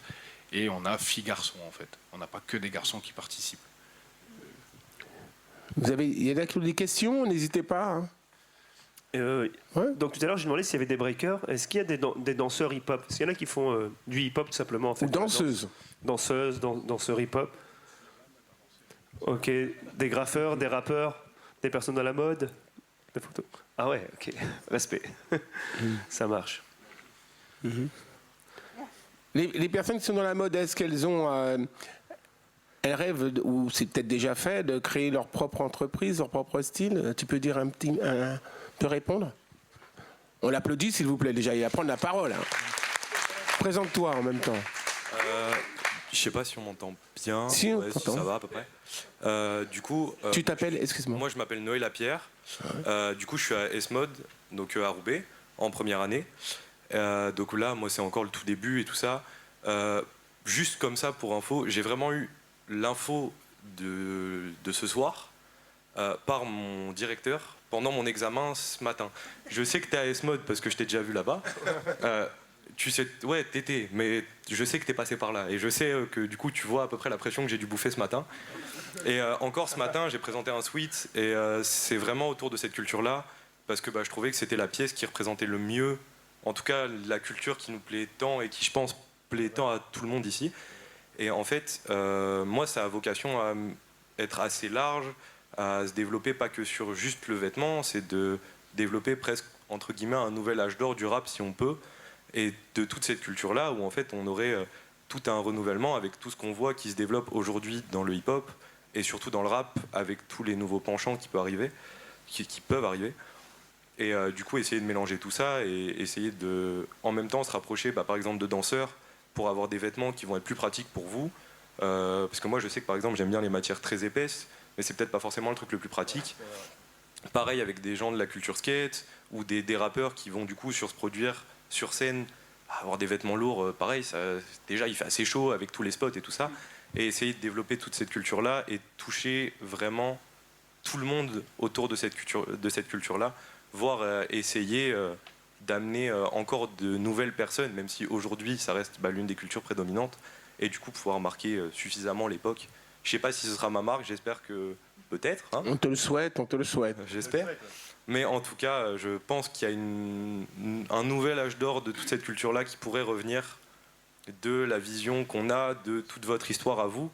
Où, moi, depuis que j'ai genre 14 ans, je re-regarde des épisodes de HIP HOP. Je parle de personnes comme vous à mes parents qui, eux, ont une cinquantaine d'années et qui sont pas forcément dans cette culture-là. Et en même temps, ils ont toujours compris que notre culture... Non, mais... Il y a des gens comme vous qui sont hyper intéressés par ça, mais il y a d'autres personnes qui sont pas suffisamment encore intéressées et pas assez initiées à cette chose-là. Ouais. Parce que je pense que aussi ça reste quand même une culture où faut être initié par les gens pour réellement la comprendre. Et c'est aussi ça qui est important de, je pense, rattacher avec toute cette culture où les vêtements ont évolué grâce aux gens initiés dedans, qui s'intéressaient à ça et qui du coup mélangeaient avec la culture. Mais d'autant plus que l'avenir de la culture hip-hop, elle est entre tes mains. Hein. On n'est pas immortel. Et donc, ça fait très plaisir. On peut l'applaudir très fort pour ton projet. J'espère que ton examen s'est bien passé. On peut passer un extrait de l'émission je vais peut-être voir. Je sais pas, on n'a pas choisi, c'est à l'aveugle, là. Je sais pas ce qu'elle va mettre. J'espère que c'est bien. Peu importe. Ouais. Alors, prends ton temps, on peut parler entre temps. Moi, j'ai une question. Oui. En fait, peut-être qu'on le verra dans l'émission. Tu avais toujours un look, c'est un peu comme Bambata, déjanté, avec des lunettes du futur, etc. C'est Sophie qui choisissait mon look. Ouais, et je me disais. C'est pas très faux en plus. Et je me disais, Sidney mais ça et tout, tu te rappelles un peu. Et je me posais la question en fait, d'où ça venait, parce qu'en fait, on osait tout à l'époque. Oui, on osait tout. On n'a même pas parlé des nicknames, des platnames et tout ça. Sophie, c'était là. T'en as encore? Ouais. Tu les as, tes ceintures? Ah, mais moi, c'est au musée. Toutes mes fringues sont au musée. Oui, parce qu'il y a un musée itinérant sur la culture hip-hop. C'était, comment ça s'appelle, Calogero, qui était venu me chercher tout ça. Mais c'est revenu ça dans les années 90, parce qu'on avait ramené une. Donc c'est les ceintures Ego Trip avec son blaze. Oui, avec son blaze. Donc c'était la ceinture métallique où vous aviez vos noms. Et la ceinture, moi j'avais acheté la mienne dans la 42e rue. Toi t'en avais déjà depuis longtemps puisque tu es la vraie New-Yorkaise qui a tout ramené. Et on pouvait changer les lettres. On pouvait démonter la ceinture pour changer les lettres et tout ça. J'en ai encore une à la maison, mais celle-là je la mets jamais. Je la mets plus, c'est un souvenir. Parce que c'est écrit sexe, alors je la mets pas. Donc là ça va, c'est soft. Là c'est stylé. Ouais. Mon blouson, c'est de la marque d'un couturier qui s'appelle 17e Parallèle. Et j'achetais ses blousons cuir. Et mes lunettes Mikli. Alain Mikli, qui est toujours là, Alors, il n'y a peut-être pas le son. Là, c'est Madonna, quand même. On n'aura pas de son, alors, je crois. Bon, malheureusement. Mais bon, vous tapez Sydney Hip Hop. Mais derrière, il y a Mohamed des Magnificent Force. Qu'est-ce qu'il fout là? Qu'est-ce qu'il devient d'ailleurs? J'ai pas de nouvelles. Si, moi, oui, il est en Italie. Ouais. Fred au platine. Qui était le clavier. Et voici Madonna. Tin. Holiday. Mais la personne, la personne ne la connaissait. La personne connaissait. En fait, là, aux États-Unis, elle commençait à être un peu connue. C'était déjà son 3e single, ça, quand elle est venue. Ouais.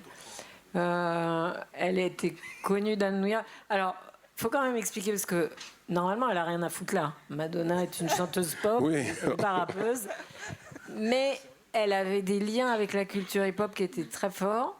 Elle a eu beaucoup de boyfriends déjà, mais elle avait aussi adopté les looks. Elle était copine avec Futura, avec Jean-Michel Basquiat, avec Issa Ring, avec Bambata même. Enfin, elle était très. Elle venait au Roxy. Elle était très attirée par. Très fashion. Partout. Là, non, elle aimait la musique, elle aimait les gens, elle aimait le truc. Donc, elle était vraiment pas hip-hop et en même temps très proche de cet univers et très liée à plein de gens. Et pour raconter quand même dans les détails, je crois que l'invitation est faite parce que l'assistante de Laurence était raide dingue d'elle. Et donc on a dit, comme on s'en foutait, on faisait n'importe quoi, on a dit allez hop, on l'invite, tout va bien. Oui, on a mis des ballons. Parce qu'elle portait dans son look les crucifix et tout ça pour adoucir l'histoire. Mais on a pris un risque ce jour-là, je me rappelle. On s'est dit, on va faire Madonna, les mecs, les vrais du hip-hop, les purs et durs. Ils ont dit, mais qu'est-ce qu'elle fait là? On l'a fait quand même et on a eu raison quelque part parce que. Mais en fait, ce qui est marrant, c'est que Madonna, comme beaucoup d'autres à l'époque, en fait, ce qu'il faut voir, c'est que le fait que cette culture soit underground et noire et new-yorkaise fait que les premières fois où le hip-hop a pu sortir de ce ghetto new-yorkais, c'est aussi grâce à des artistes blancs qui ont apprécié cette culture et qui ont essayé de la mettre en valeur. On parlait tout à l'heure du New York City Rap Tour en 82, qui est passé au Bataclan, qui a fait quelques dates d'ailleurs, je crois, en France, qui était une catastrophe commerciale. Mais qui y avait avec Futura 2000? Mick Jones, le guitariste des Clash, groupe de rock, qui, surtout à travers Mick Jones, s'était intéressé à la culture hip-hop, et donc c'était en quelque sorte faire des ambassadeurs. Il y a eu un rap sur l'album Sandinista qui s'appelait The Magnificent Seven, qui a d'ailleurs été un petit peu repris par Chagrin d'amour pour faire chacun fait ce qui lui plaît dans la structure. Et il y a eu aussi dans le film Wild Style, qui est un des premiers films qui traite de cette culture, qu'est-ce qu'on voit dans le film? C'est une journaliste blanche, blonde platinée, qui rentre dans ce milieu et qui va le découvrir. Il y a toujours ce côté genre et Blondie avec le morceau Rapture qui reprenait des extraits de Grandmaster Flash, qui name dropait les rappeurs de l'époque. Donc il y avait ce côté, le rock blanc va vous ouvrir une porte sur cette culture noire. Ça a été une des portes d'entrée du rap qui fait que ça a été validé par des artistes avant que ça devienne évidemment une musique qui n'avait plus besoin d'ambassadeurs blancs ou n'importe quelle couleur pour ensuite exister. Mais ça, c'était un truc qui était assez important à l'époque. Exact. Et en fait, c'est surtout les punks, parce que c'était une autre culture underground qui était plutôt rejetée. Et donc, le hip-hop est surtout né dans le Bronx, et il y en avait un petit peu aussi à Brooklyn, et il ne venait pas à Manhattan. Donc la porte d'entrée, ça a d'abord été le Negril que j'ai mentionné tout à l'heure, puis le Roxy, mais ça a aussi été tous les artistes punk. J'ai cité tout à l'heure Talking Heads, mais il y en a eu bien d'autres. C'est-à-dire que les premiers qui ont compris qu'il y avait un lien, qui était un lien contre-culturel, c'était eux. Et la pop est venue un petit peu après, mais c'est vrai que c'était les deux rejetés, quoi, les deux cultures rejetées. Et tout à l'heure, je ne sais plus qui parlait de Mr. Freeze, le voilà. Ouais.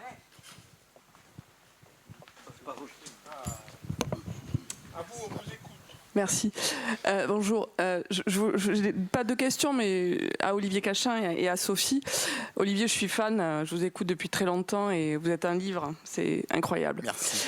Et ce qui m'intéresse, c'est parce que je ne sais pas si certaines personnes sont conscientes de la révolution que le hip-hop a été, en fait, qu'elle soit sociale, vestimentaire, parce que Sophie, de ton côté, c'est pareil, tu as immortalisé des scènes incroyables à New York, je ne sais pas s'il y a d'autres photos, mais ça a été une énorme révolution, quoi, à raconter peut-être de cette espèce de New York était quand même, avait un taux de criminalité à l'époque qui était quand même assez élevé.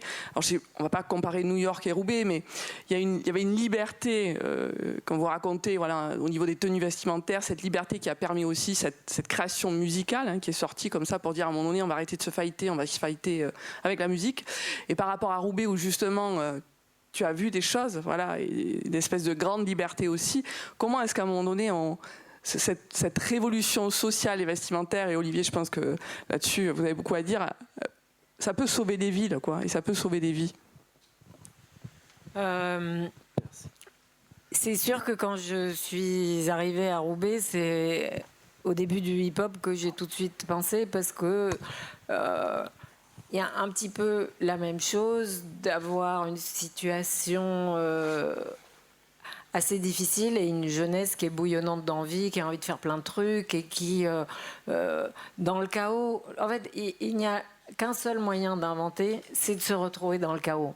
On ne peut pas être un bon bourgeois avec sa cuillère en argent et inventer quoi que ce soit, alors que quand c'est méga urgent, c'est très différent. Alors ici, c'est la ville du tissu, et ça m'a frappé de voir que c'était ça le fil conducteur plus que la musique. C'est-à-dire, j'ai vraiment un peu l'impression d'un modèle équivalent et inverse en même temps. Mon vécu du hip-hop à New York, c'était la musique au centre et la représentation en images qui venait habiller tout ça, habiller cette énergie véhiculée par la musique, que ce soit les graffitis, les fringues, tout ce qui était de l'ordre du visuel était très coloré et dynamique. Et puis ici, j'ai vu un petit peu l'inverse, me semble-t-il, c'est une histoire du textile qui est intrinsèque à l'histoire de la ville, et que du coup, c'est plus ça le biais. Alors peut-être aussi parce qu'à travers Anti-Fashion, qui est un vecteur d'insertion par le tissu et la récupération du tissu pour en faire autre chose, c'est peut-être ça aussi, mais j'ai pas l'impression, parce que ça fait quand même 4 ans que je viens régulièrement et que je fais beaucoup de photos, je trouve qu'il y a une identité propre dans la manière dont les gens s'habillent, dans l'importance qu'ils y attachent, dans la créativité, etc. Mais je vois régulièrement que s'il y a un rappeur local qui veut faire un clip, ben, quelqu'un d'autre va l'aider à faire le stylisme, à prendre la caméra, à faire les photos, à machin. Donc il y a ce même esprit un peu collectif, me semble-t-il. Est-ce que demain, Roubaix sera le centre d'une nouvelle culture qui naît par le tissu et qui se propage tel un virus ailleurs dans le monde? Je le souhaite, mais je n'en sais rien à ce stade.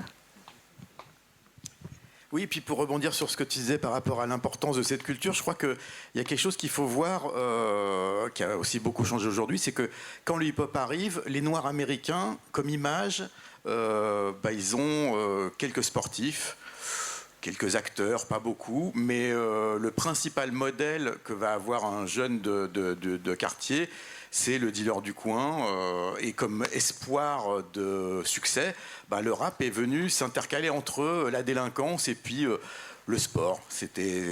Et le fait qu'il y ait des gens qui représentent tous ces gens, c'est ça qui était très important. En fait, quand on parlait tout à l'heure du vêtement de luxe, les chaînes en or, tout ça, moi, il y a une phrase qui me revient souvent de Ali, le rappeur de Lunatic, le groupe qu'il a formé avec Booba. Comment mépriser l'argent quand on n'en a pas?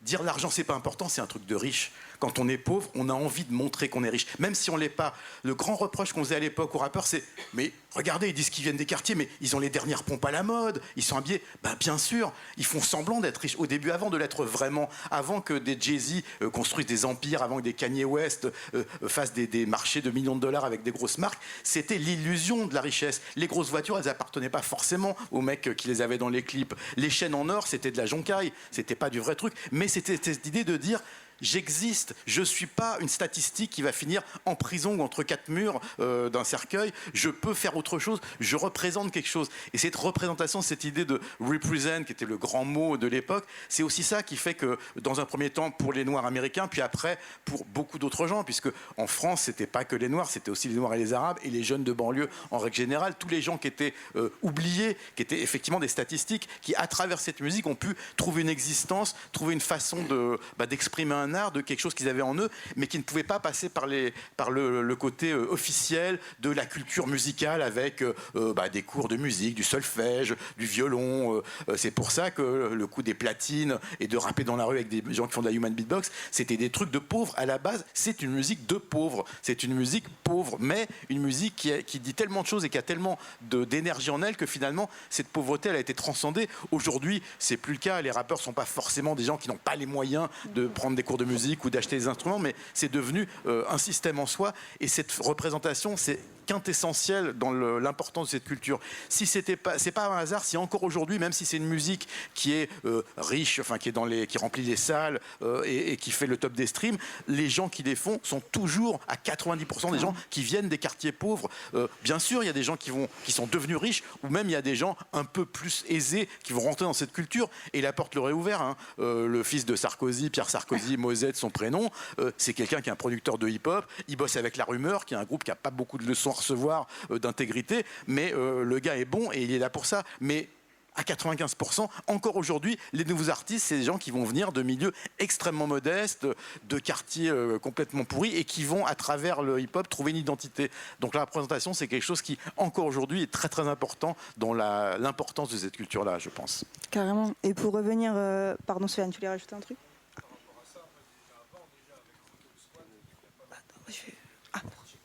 Oui. Donc déjà à l'époque, les gens aisés étaient déjà acceptés. Mais bon, c'était... Ah, ouais, voilà. D'accord. Ouais. Mais oui, d'ailleurs, effectivement, à l'époque, il y avait aussi le complexe d'être fils de riche et blanc. On dit que je suis blanc, on dit que je suis fils de riche, donc en avant, il essaie de le mettre en scène aussi. Mais ceci étant, si on regarde dans le hip-hop américain, il y a aussi des gens comme Chuck D qui viennent plus ou moins de la classe moyenne. Il y a toujours eu ce mélange, mais encore une fois, l'immense majorité, c'est comme si on parle aujourd'hui de la façon de consommer la musique. Bien sûr, il y a des gens qui ont des platines et qui écoutent encore des disques, mais la musique aujourd'hui, elle se consomme en streaming. Le hip-hop, même si effectivement il va y avoir des fils de riches, il va y avoir avoir des gens bien nés, comme on dit, ça reste quand même une musique qui vient des quartiers ou du ghetto, selon qu'on est américain ou français.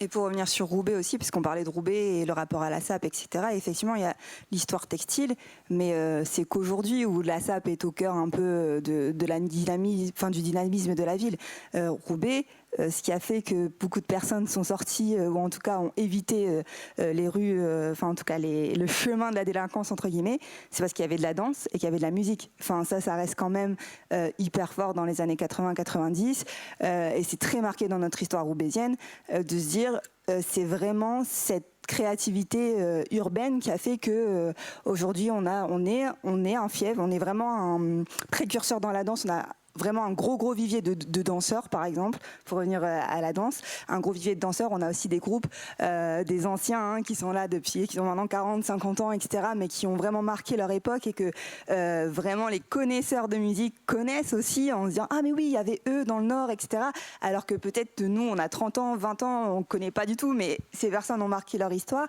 et c'est vraiment ça qui a été vecteur. Aujourd'hui, certes, pour une grosse partie de cette génération, le fait d'upcycler, de customiser, etc., c'est important.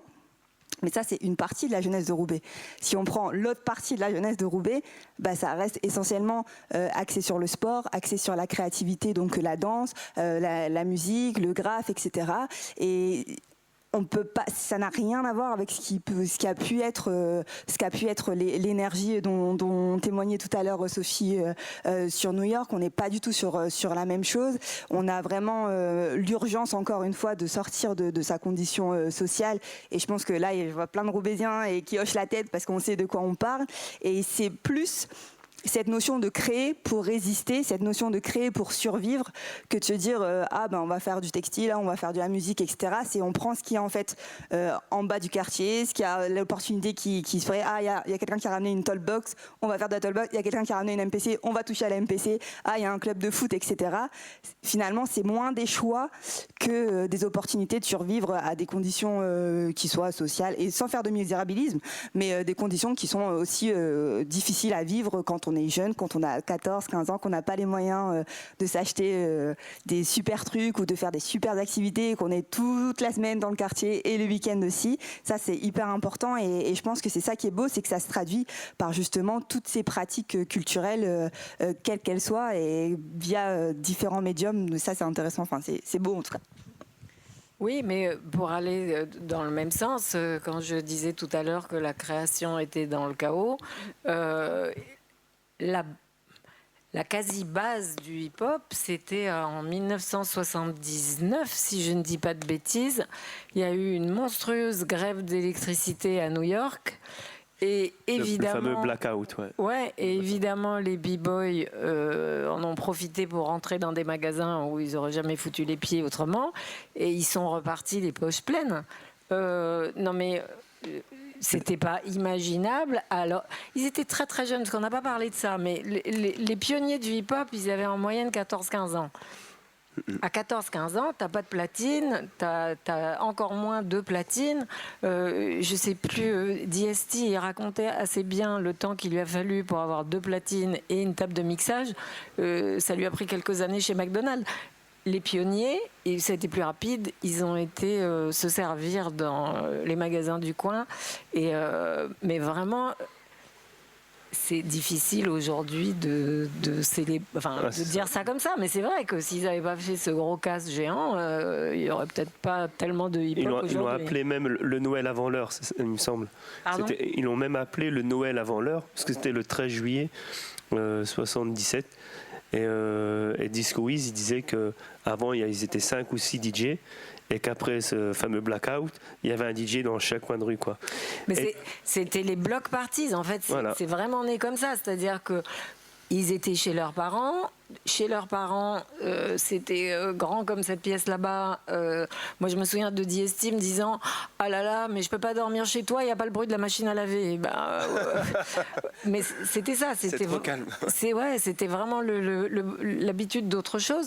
Donc, qu'est-ce que tu faisais si tu pouvais pas rester chez toi? Tu prenais tes platines et ta table de mixage, tu descendais, ça s'appelait les block parties, parce que là-bas, un pâté de maison, ça s'appelle un bloc. Et donc, tu te mettais au coin du bloc avec un sound system fait de briques et de broc. Et ça démarrait comme ça. Et tout le monde venait. Moi, je me souviens de block parties dans le Bronx où il y avait des tout petits gosses, des parents, des filles qui n'ont rien à voir avec l'histoire mais qui traînent parce qu'on ne sait jamais. C'était super bon enfant. C'est comme une fête de quartier. Ça n'a rien à voir avec l'idée qu'on se fait des débuts du hip-hop où on a l'impression que déjà tout le monde a un super look, on est entre soi, on a nos codes, notre vocabulaire, nos fringues, nos machins. Non, pas du tout. C'était beaucoup plus bon enfant. Vraiment bon enfant. Oui.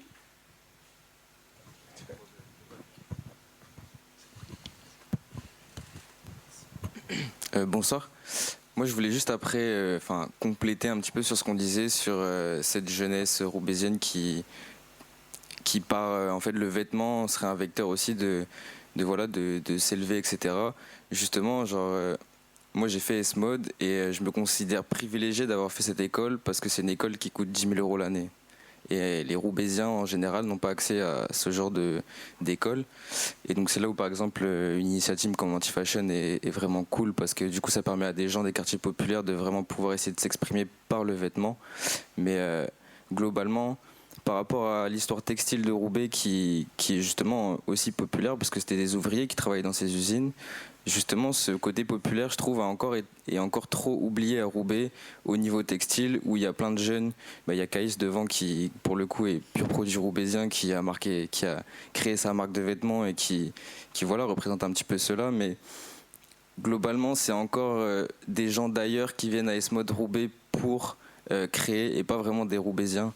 Et moi-même, j'ai pas forcément vécu à Roubaix, j'ai toujours traîné à Roubaix parce que c'est par la culture hip-hop que moi je suis né, que ma passion autour de celle-ci m'a amené ici.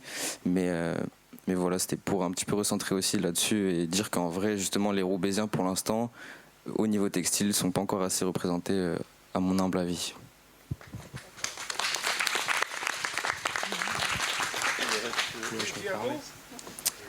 Du coup, je me permets de rebondir à cette superbe perche que m'attend Juloane.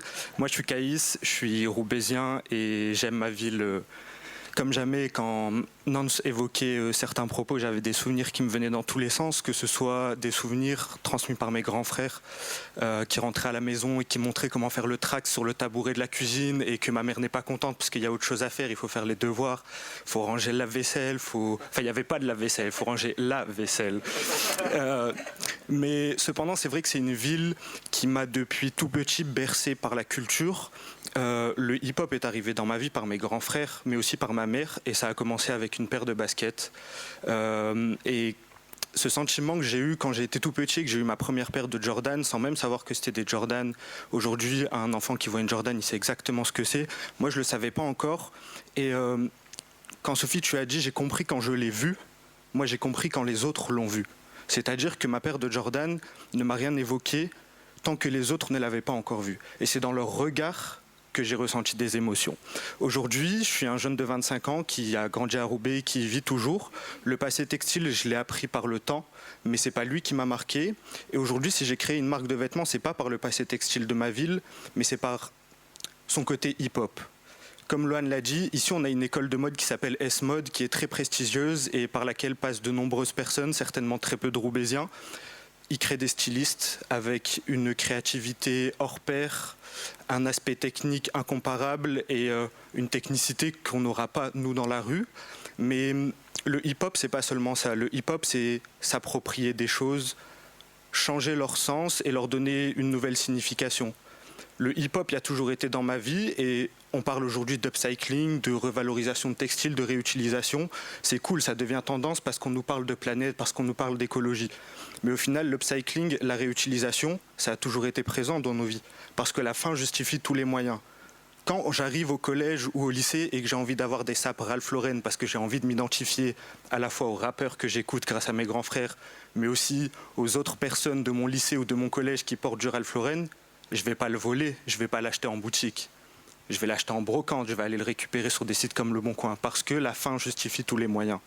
Donc l'upcycling, la réutilisation, ok, aujourd'hui c'est hype, c'est stylé. Mais ça a toujours existé dans nos vies, et je trouve qu'il n'y a rien de plus hip-hop que ça. Le hip-hop, ok, c'est Faire de la danse, c'est faire du hip-hop, mais c'est avant tout s'exprimer, c'est avant tout dire j'existe. Et c'est en ça que Roubaix est ultra hip-hop, c'est Roubaix aujourd'hui. Roubaix a envie de dire j'ai existé, mais surtout j'existe. Il y a le passé textile, mais il y a la jeunesse roubaisienne d'aujourd'hui. Vous la connaissez avec Anti-Fashion, on la connaît avec Dans la rue la danse. Et c'est une chance qu'on a d'être à Roubaix aujourd'hui parce qu'il y a une jeunesse qui dit j'existe et demain j'existerai encore. Excuse-moi, tu fais du peurin? Bah tu devrais. Le hip-hop c'est tout, le hip-hop c'est la sape pour la paix, le message il reste positif, c'est ma marque. Je t'écoute. Vraiment très fort. La paix et le hip-hop c'est danser, le hip-hop c'est s'exprimer. On l'applaudit encore, s'il vous plaît, pour bien terminer. C'est les bonnes phrases de fin. Roubaix existe. Je vais terminer là-dessus. Je suis venu à Roubaix en 1984, je crois, avec mon équipe, les PCB danser. Et c'était avec la compagnie dans la rue La Danse, qui était pour moi les premières associations de hip-hop en France. Donc Roubaix fait forcément partie de cela. Il y a Toulouse aussi, Marseille un petit peu, mais vraiment Roubaix, c'est vrai. Applaudissez-vous très fort, Roubaix. Merci pour tout. Oui. Quelqu'un veut dire un petit mot avant qu'on se quitte? Un petit passage de micro. Voilà, n'hésitez pas à vous le passer. Libre antenne, libre moi, je veux parole. bien, enfin, je suis pas forcément. J'allais dire, en fait, moi, vous m'avez changé la vie, en fait. Depuis que je suis petit, je vous suis, en fait. Dire que, enfin, je vous trouve vachement modeste, parce que, franchement, ça a été une révolution à l'époque. Il n'y avait pas les réseaux sociaux, il n'y avait pas. Bah ouais, il y avait une ou deux chaînes à la télé, c'est ce qu'on disait tout à l'heure. Moi, j'étais quelque part issu des quartiers aussi populaires. Pas Roubaix, mais pas très loin, en fait. Où Je viens d'Oisem, en fait. Voilà, quartier lillois, quartier de Lille, populaire. Et en fait, moi, je connaissais pas du tout. La funky music, forcément, le disco, on connaissait. Mais vous avez amené quelque chose qui était nouveau à l'époque. Et ça nous a permis de voir des vedettes américaines qu'on pensait jamais voir en France. Et dans votre émission, on en voyait des tas. Donc c'était, pour moi, c'était une révolution totale. Et pas que dans la musique, que dans la mode aussi. C'est-à-dire qu'on a commencé à porter des choses un peu délirantes, on va dire. Bon, il y avait les années disco quand même qui avaient bien alimenté la chose, mais c'était pas du tout la même chose.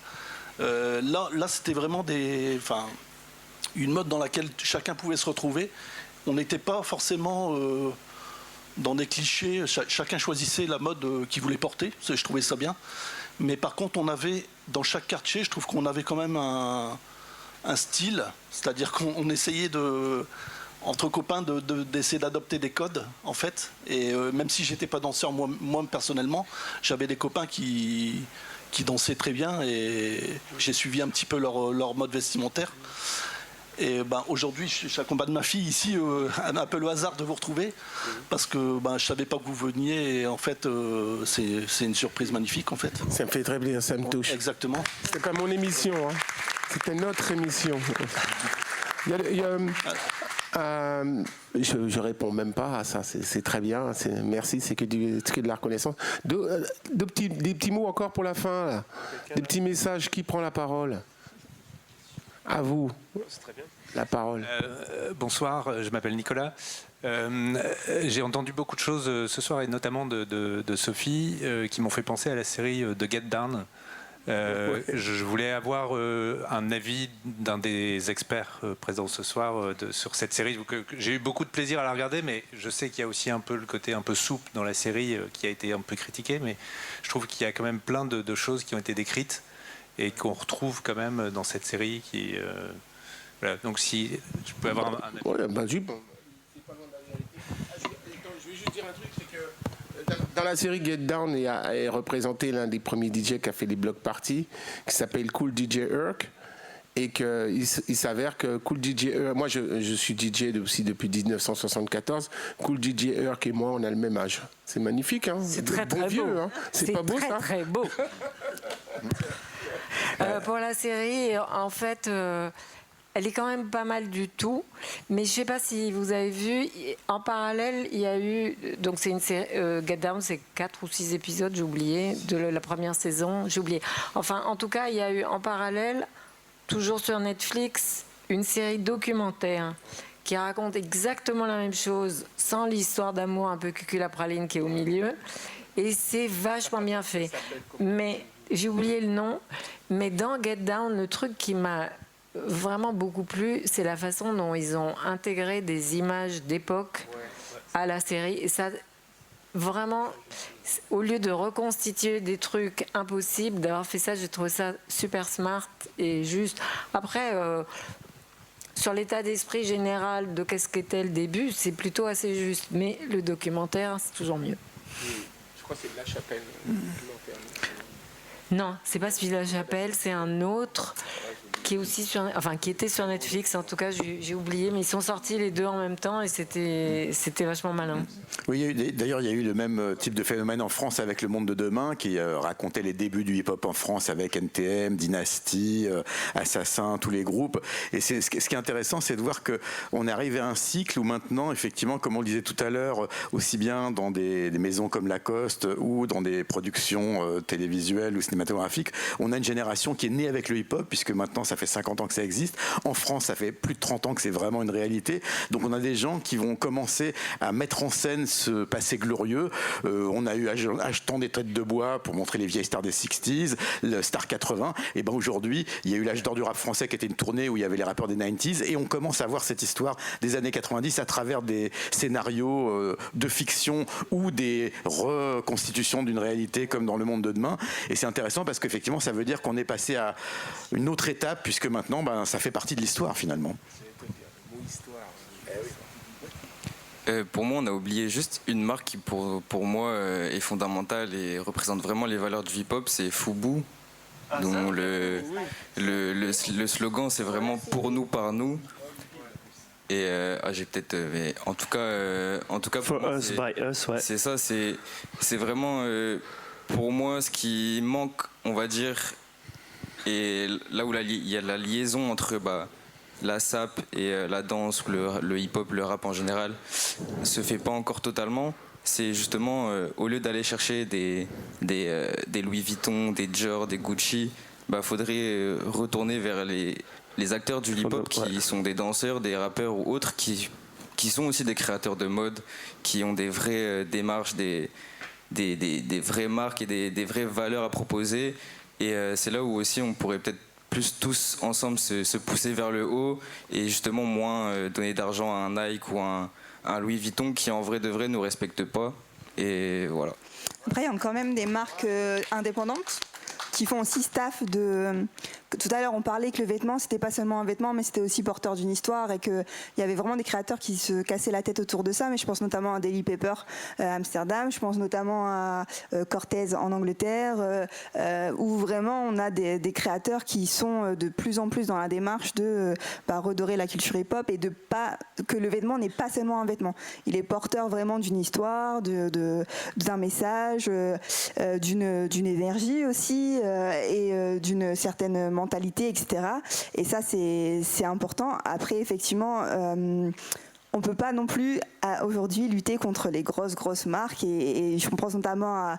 Oui, on peut, mais je veux dire d'un point de vue marketing, c'est vrai que quand on a un Chanel, un Dior ou autre qui va faire appel à A$AP Rocky parce que A$AP Rocky il représente tellement pour porter ce genre de truc et qu'on a donc ces nouvelles égéries qui... pour le coup, n'étaient pas, on les aurait jamais appelés il y a 10 ans. Effectivement, il y a tout ça. On est toujours dans cette ambivalence de qu'est-ce que nous on fait, vers quoi nous on va qu'est-ce qu'on consomme. Et ça, c'est de l'éducation, encore une fois. Qu'est-ce qu'on consomme, etc. Parce que Dior, il n'en a strictement rien à faire que ce soit A$AP qui soit devant ou que ce soit je sais pas qui, ou quand on prend... j'ai plein d'autres exemples en tête. Et c'est ça aussi, je pense que c'est là où la créativité est encore une fois importante, c'est quand je repense à Cortez, quand Cortez décide de faire un merch sauvage à Paris, eh ben c'est là aussi où ça se joue en fait. C'est là où on est en train de faire tomber finalement le capitalisme entre guillemets, parce que le gars il arrive avec sa marque, il vend ça, il sait qu'il va vendre, c'est pas le problème. On sait que s'il fait ça, c'est marketing, il va vendre, etc. Mais il y a ce truc de on va donner au plus pauvres, on va donner gratuitement, etc. Et là, je pense que c'est de là où cette inventivité, cette créativité, elle peut vraiment retourner, enfin remettre les choses en place entre guillemets. Pardon, ça me fait juste penser à... Je ne sais pas si certains d'entre vous ont vu une réaction de Cardi B et Offset à la campagne que Beyoncé et Jay-Z ont fait pour Tiffany. Je ne sais pas vous, mais moi j'étais juste éberluée de voir un truc aussi atroce et un rêve aussi petit bourgeois, d'avoir envie de se montrer en smoking, robe longue, piano à queue. Et Jean-Michel Basquiat qui devient le papier peint de chez Tiffany, c'était vraiment un truc que j'ai trouvé atrocissime, mais comme rêve, comme ambition, voilà, de se dire j'ai envie d'être l'égérie de cette marque et de me caler sur un rêve de Audrey Hepburn et du cinéma hollywoodien des années 40 ou 50, qu'est-ce qu'on en a à foutre. Et pour en revenir à mes amis Cardi B et Offset, ils ont fait une pub géniale où ils sont habillés exactement pareil que les deux autres. Elle en robe longue, lui en smoking. Ils sont pareils, assis à une petite table, dîner en tête-à-tête, amoureux, machin, etc. Et ça commence vraiment de la même manière. Et puis, la serveuse apporte 2 sacs de chez McDo avec le menu tout prêt. Et à ce moment-là, ils redeviennent eux-mêmes avec leurs fringues. Et j'ai trouvé que c'était une claque géniale pour dire non, nous on reste fidèles à notre histoire et à nous-mêmes. Et on n'avale pas ce truc qui m'a refait vomir avant-hier quand j'ai vu le défilé de Pharrell Williams pour Vuitton, qui est vraiment un truc cauchemardesque. Et ils sont tous venus en délégation, attirés par quand même le pont recouvert en damier or. Je sais pas, on peut quand même bloquer la rue pendant 48 heures pour que... Enfin, je sais pas, bref, ça m'énerve. La Yellow Brick Road. La maire de Paris. Merci à vous tous. Vous avez des questions? Où est l'autre micro? On n'a plus que le nôtre. Ah, bah, vas-y, on vous écoute. Non, pour le coup, en fait, c'est peut-être ma vision qui parle des choses parce que j'ai que 18 ans, parce que, genre, quand, aux yeux peut-être de mon oncle, vous êtes déjà des légendes, moi, j'étais même pas né. Et en fait, bah, nous, aujourd'hui, on grandit avec aussi un truc qui est génial, qui est les réseaux sociaux et qui est Internet, comme il peut être super dangereux, hein. Mais qui, comme vous le disiez au début, c'est que ça n'a pas aidé au développement de la culture hip-hop à l'époque parce que ça n'existait pas. Et aujourd'hui, on a des gars qui sont super forts. On a des gars comme Seb Lafrite qui a énormément parlé de tout ce qui est culture musicale, qui, je crois que c'est 2015 ou 2016, sortait son premier documentaire sur le rap où il racontait, je crois en peut-être 50 minutes, toute l'histoire du rap pluso américain. Et après, récemment, on a eu aussi Raska qui a, lui, cité par contre l'histoire du rap français, qui a après refait une vidéo où il parlait des femmes dans le rap et où du coup vous êtes cité énormément parce que votre impact il est énorme surtout en France. Et en fait c'est tout ça, c'est que aujourd'hui avec Internet et tout ce point de vue là, je pense que c'est peut-être aussi pour ça que aujourd'hui Pharrell se retrouve en tant que DA aussi chez Louis Vuitton, qu'il y a un compte Instagram qui a été créé, qui était privé et qui a été ouvert le jour du défilé, qui s'appelle Skateboard et qui a pris une explosion en termes d'abonnés qui est énorme. Tout ça parce que bah c'est des gars qui, avec maintenant leur gestion d'Internet, ont un impact énorme. Il y a des gens qui ont la chance de raconter ces histoires-là et qui peuvent nous apporter ces histoires-là pour des gens qui sont ou plus jeunes ou même des gens de dans 10 ans qui auront du coup accès aussi à des vidéos d'archives qui viennent de votre truc. Je vous vois hocher la tête, je pense qu'on n'est pas d'accord. Non, on n'est pas d'accord. Non, mais on n'est pas d'accord parce qu'il n'y a pas une histoire du hip-hop, il y en a de multiples. Évidemment. Quand je suis arrivée des États-Unis et que je voyais ce que les médias racontaient sur ce qu'était le hip-hop, mais même au sein du hip-hop, par exemple, une incompréhension du vocabulaire. En France, on utilisait un mot pour un autre, on appelait ça le smurf alors que ça n'avait rien à voir. Enfin bref, il y a eu tout et n'importe quoi. Mais il y a eu aussi un état d'esprit très différent. C'est-à-dire que là où, aux États-Unis, le hip-hop est né de la nécessité de rendre beau un monde qui était vraiment... Non, mais c'était... Le Bronx, c'était un pays en guerre. Il y avait des rues entières où il n'y avait plus d'immeubles.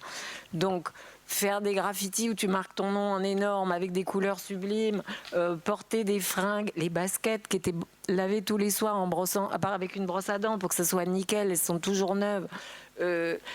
Tout était fait pour se persuader soi-même qu'on est dans un monde meilleur, et donc c'était dans une optique à l'américaine méga optimiste.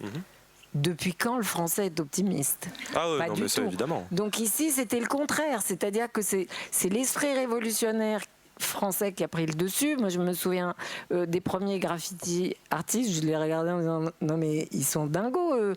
Ils allaient faire des trucs dans le métro Louvre, qui était la seule jolie station de métro qu'on avait, et c'était donc l'inverse. C'était ah non, on va aller attaquer les lieux des riches pour les détruire. C'est pas on va aller dans les quartiers dégueux pour les rendre beaux. Donc c'est un état d'esprit qui a rien à voir.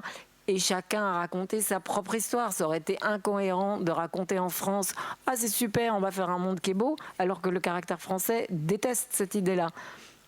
Ah, mais Et le caractère générationnel que tu mentionnes, on s'en fout. Parce que l'histoire qu'Olivier va te raconter, celle que Sidney va te raconter, celle que Rachid va te raconter ou celle que moi je vais te raconter, c'est des histoires qui n'ont rien à voir les unes avec les autres. On a des liens, on a des passerelles, on a des trucs. Mais on ne voit pas la même chose, on n'a pas la même histoire. Les histoires, enfin, il y a un espèce de vague noyau central. L'idée, c'est que chacun se sert, prend ce qu'il veut, en fait autre chose, sinon on meurt. Si on est là, en tant qu'héritier, à faire en sorte que rien ne bouge, on meurt. Donc, tu t'en fous de l'histoire du hip-hop, d'où elle vient, où elle va, tu fais la tienne. non, mais pour le coup, c'est ça. Moi, je trouve ça. Après, j'ai une vision très historique du truc et j'ai toujours été passionné d'histoire. Mais dans le hip-hop, il y a forcément des choses qui se sont passées. Quand vous citez Kool-Herc, quand vous citez plein d'autres gars comme ça, bah ces gars-là, sans eux, en vrai, on n'en serait pas aujourd'hui. Et... Si, mais non, mais ce serait d'autres noms. Ce serait une autre histoire. Ah, mais c'est ça, mais l'histoire aurait évolué probablement d'une manière complètement différente. Et c'est aussi pour ça qu'en même temps, on peut tous les remercier de ce qui s'est passé là. Et c'est important pour les gens d'aujourd'hui, en tout cas ceux qui veulent s'y intéresser, et qui veulent approfondir sur ce qui s'est passé et ce qui fait qu'aujourd'hui le hip-hop est ce qu'il en est aujourd'hui, c'est de savoir aussi que ces gars-là ont existé. Et je pense qu'il y a plein de gens qui sont dans cette culture, sur plein de rappeurs que moi j'ai déjà écoutés ou avec qui j'ai échangé. Quand on parle de Kool-Herc, quand on parle de tout ça, ça leur parle pas parce que eux c'est le rap français, ils sont dans ce truc-là, et parce que pour eux c'est du rap américain et que c'est pas leur histoire.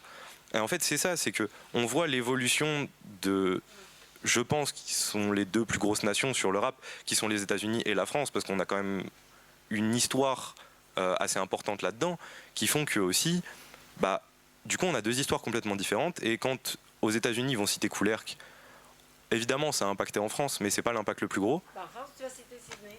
Bah, c'est ça. Mais c'est ça. Moi, vraiment, genre, quand je vous disais qu'à 14 ans, je regardais ces trucs-là, c'est parce que moi, à 14 ans, il y avait mon oncle qui mettait des Jordan à l'époque, qui est le premier à m'avoir payé une paire de baskets quand j'étais petit, qui m'a raconté l'émission et qui m'a dit « Essaye de trouver un extrait de cette chose-là pour comprendre l'énergie qu'il y avait à l'époque. » Et c'est l'avantage qu'il y a aujourd'hui, en 2023, que vous avez Internet.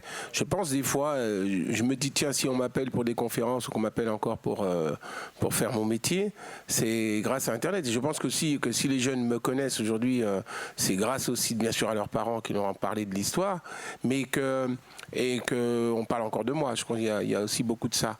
Mais ce qu'il faut penser, c'est justement vous servir de ça, un peu comme on construit une maison, on est la base de quelque chose. Je rejoins Sophie là-dessus pour dire que maintenant, en 2023, vous faites votre propre hip-hop. Ton hip-hop, c'est ton histoire. Et c'est ça, la culture hip-hop, finalement. C'est de créer avec rien, d'avoir ce que tu as. Et ce que tu veux faire, tu le fais. Et que le reste, on s'en fout. Fais ton truc, quoi. Do your thing. Thank you. Bon, on y va. Merci. Big applaudissements pour Amandine, s'il vous plaît. Et son équipe, venez, mademoiselle. Venez, venez. Amandine. Alors, il y a... comment ça s'appelle Esther est là aussi. Esther, venez, Esther. Venez, Esther. On vous appelle. Esther. Il y a d'autres personnes, parce que tu n'es pas toute seule dans l'équipe. Olivier, s'il vous plaît, c'est vos applaudissements. Olivier. Yeah. Quel pantalon. Il y a du style, hein. J'en ai comme ça, c'est des pantalons de danseurs, ça. Claquette. On danse pas, hein? Ensuite. Donc nous, Maison de Mode, on tenait à vous remercier d'être ici. Franchement, c'est un honneur de vous avoir tous réunis aujourd'hui. En plus, on a passé une super journée tous ensemble. Merci à tous d'être présents pour les interactions, les questions. C'est cool. Juste, moi je suis le directeur de Maison de Mode. Je veux tous vous remercier d'être là, remercier Amandine, Esther qui a préparé cet événement et bien évidemment la ville de Roubaix et Urbex. Et merci à tous d'être venus. C'était vraiment super. Tout le spectacle qu'avait préparé déjà Amandine lundi avec les danseurs, c'était génial. Et encore ce soir, c'est génial. Donc merci à tous, super. Et merci à Anti-Fashion aussi. Yeah, hip-hop, don't stop. Le hip-hop ne s'arrête pas, voilà. Make your body rock.